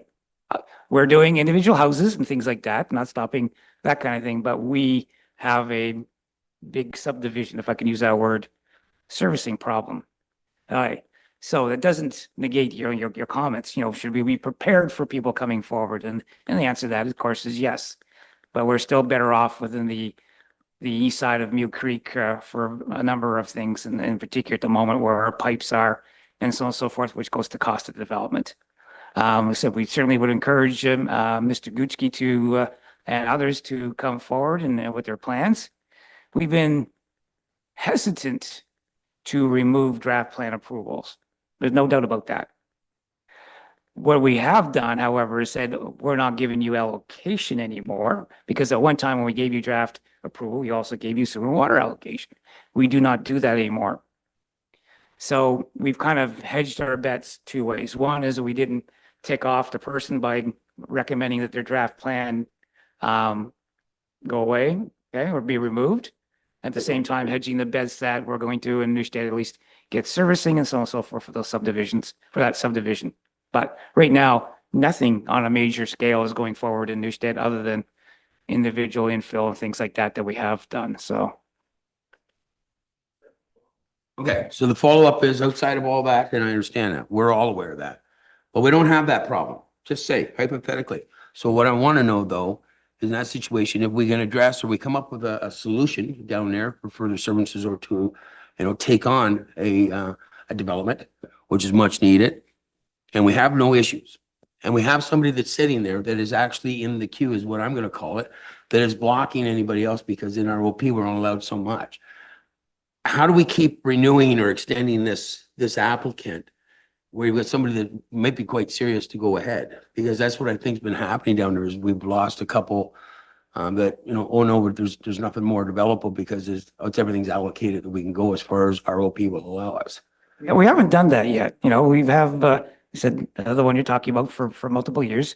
We haven't said to anybody else that we couldn't look at it other than the servicing. Okay, nobody else. Just like here in town, we have what, 5 subdivisions? 1, 2, 3, 4 that haven't even been started yet, and a 5th that's kind of half built out, and we're looking to expand. Right? So we're open for business. We're open for business in Neustadt too, once we deal with the sewage problem. Okay, so one of the other councilors kind of asked, would we entertain an application to bring in land somewhere else, on the north, on the east, whatever it is? And the answer to that is yes. Okay, but prove at the time that you, as you said, you're serious about this, as opposed to going, oh, if I bring it in, I can now sell it for, $500,000 more and I pay for it and flip it, and somebody else will do that because somebody incorporated with an urban boundary. Nah, so. If I may follow up then. So the 150 that's getting removed, this is what I heard. The 150 is removed that acreage. Because again, the water sewer, the services, I understand that. But we basically told that landowner, that potential developer by saying, no, it's removed that's what I heard today. That maybe there's intent there and maybe there's, can work with us for the services where the other acreage is sitting there is already in the OP for future. And there's no intent there. That's what I'm saying. Why are we telling that? I think the language there just could say, no, it's not, the individual's not happy. I'm just curious how that, when you just said something different. Yeah, we're open for business. No, it's not a trick question. I'm trying to understand because we have somebody that's in a position is ready to go and may take on some of these additional, we don't know. Each applicant comes forward, or one that's actually sitting there has no intent because we've been playing with this for a long, long time. So I'm just trying to figure out how we value what and how we block out somebody just with how the OP is designed. The word intent is the loaded part, right? Here's an application. The application really is nothing. It's the $1.5 million after the fact. That's the intent, right? So it's like, oh yeah, I'm talking to individuals. I fully intend to develop this property. Why are you taking this away? You go, well, geez, it's been in the urban boundary for the last 40 years. The intent is what? And we need to take a look at West Gray as a whole. So the intent is buried in dollars and so on and so forth, and full intent. It's not buried necessarily just in the draft plan, that the people have. When the development on the south side comes forward again for renewal and all the rest of it, I think, council may have a different feel for it. Although I will say that in past approvals, a council, maybe not this one, it did say that was it, we're done. Okay, no more after that. I did recommend last year that it be extended, and the reason why was because there's no skin off your nose to bring forward to continue the approval at all, because it's there. It was draft approved. It at least showed something versus everybody else kind of going, oh, I have intent. Don't take me out in that regard. So, yeah. I don't know if I'm answering your question, Deputy Mayor, so sorry. Sorry. Well, you are indirectly. Because what you said was, there's an individual down there was not happy with that 150 removed. I guess that's stuck in my mind. And I'm going, well, why is that? That's pretty strong language. And I understand what we're doing here, but to me, that's pretty strong when the intent on, across the way is going to be another, well, it could be forever. How do we know? I don't, we've been doing this as long as I've been here, and as many years as I've lived up here, I've heard about it. And that's all I'm curious with, like, yes, if you want to bring your best step forward, absolutely, we're prepared. And, I know the services, but those are all elements that we don't know about right now. So I just think it's, for that to remove that. And I understand the whole West Gray thing. I totally got it, but I just think it's pretty strong for that one individual that, for all we know, could be the home run and ready to go sooner than we've been expected. Where the other one could be 10, 15, 20 years or never. Thank you. Carl, please. I mean, as council's aware, I mean, you all attended the public or the information sessions we had. The original intent from staff was not to remove that property. We had some direction from county council to review the additional, or sorry, not county council, county staff, to review the additional the land that we were adding in and why we needed that land, and to provide some guide, like how we brought that forward, how municipal staff made the decision for that land. And we would be required to provide some information to county council, our county staff, about why we need additional land. Again, as our planner has stated, the requirements to provide that information has been reduced drastically since 2024. But it does come down to a planning question. And we reviewed, Mr. Smith and myself and Jeff, we reviewed all the lands, the existing lands, the potential lands. We decided on that land at the north end of Durham. We reviewed all the parcels, all the locations, and determined what we believe would be the best opportunity for development, like where the least amount of cost to extend the services, the options, what was not in a hazard land, where, possibility for extension of water and sewers were in a feasibility. Basically, we did a mini feasibility study for the land surrounding Durham, surrounding Newstead. And that, in this case, that's all we looked at because that's all we were focusing on in the official plan. So in that case, we decided originally that land at the north end of Durham was the most feasible for expansion, because we looked at Durham without those lands, and we just, there really is not a large amount of land left for development, and we really thought there should be some expansion. So when the county made comment about, maybe we should really look at why we need expansion, and it's not just Durham related, it's West Gray related. We focused all the lot in not just Newstead and West Gray, Newstead and Durham. We decided that section at the northwest side of Newstead was probably the least viable for expansion. Looking at the fact that we had to cross a river, a large portion of the land is already designated hazard. The cost to bring the services, the fact that Newstead currently has a very limited sanitary capacity and there's no plan. I understand West Gray Durham has a water capacity issue, but we are in plans to expand that is a number of years into that plan. But no plan to extend the sanitary in Newstead as of today, no costs associated with it anyway. So we really decided that that was the least likely of all the available lands to be developed. And because of the limited interest in Newstead to develop versus Durham, that was our recommendation. I mean, ultimately, we understand that it's not favorable for that landowner. And it is a political question on taking land out of one town and putting it into another town. So it's ultimately council's decision. You can, when we bring forward our final, as David, our planners, we have not made a final decision. We are still in talks with the county and how they are going to, like we said, they are the ultimate decision maker on our official plan. So, we bring forward both lands, the new expansion lands and the current Newstead lands. They may choose to not approve it. And if that is their ultimate decision, then, as staff, we need to make a decision on how we, make that final presentation to and get approval from municipal staff, but get county approval. So we're still discussing. We've had one discussion with the county staff. We're going back to the drawing board. We just wanted to bring it forward at this public meeting so people were aware.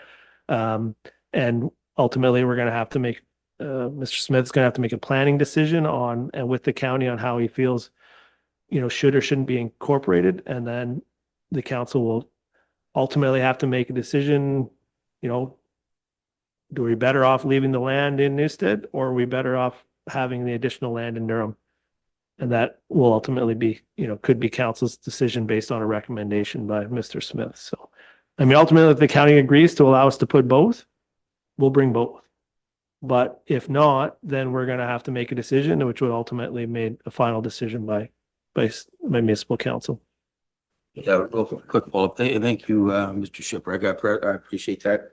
So I know that we all know clearly that all the potential that's here and it's, that's in the, in front of us for Durham. We know that we're kind of at a, phase 1, phase 2, phase 3 sort of thing, but it is kind of a first come, first serve is where we kind of landed to move that along. But everything that's in front of us, we are going to have a capacity issue here as well, which is going to need a major overhaul if it all came to tuition. So that's what I'm saying. We're going to invest here. It's not much different than investing there. And maybe that's something we're overlooking because maybe there's some traction there that, with the Bruce and everything, it is significantly closer to that. And there has been a lot of desire for that area. And that's all I'm just going to say. It's just like, we got to look at our marketing strategies for West Gray as well. What's attractive to, future development, residential. Of course, we have limited room for commercial and all that, but I think we should always consider that as a marketing, because again, Newstead is a very well recognized little community. And I think there's a lot of desire for it. So I'll just leave it at that and appreciate your input or your insight on what you shared with us.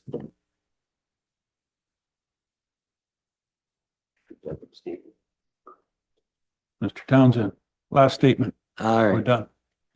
And I guess all I'm going to say is between the municipality and the county, can you not say, we've identified potential areas for growth and not have to really pick one over the other? And again, it goes back to, kind of what David was saying, what the planner was saying, that who shows up with the money and wants to develop it, you go that route. We've identified 2 potential good areas and leave it at that we've got the land available if need be. And let nature take its course. We'll work with, I think staff has indicated that we can work with the county at this point in time, expanding an urban boundary. Shifting, from my understanding, shifting a bit of land from one urban boundary to the other in an official plan is is fairly non, it's easy to do. It's easier to do than to say you want to expand an urban boundary.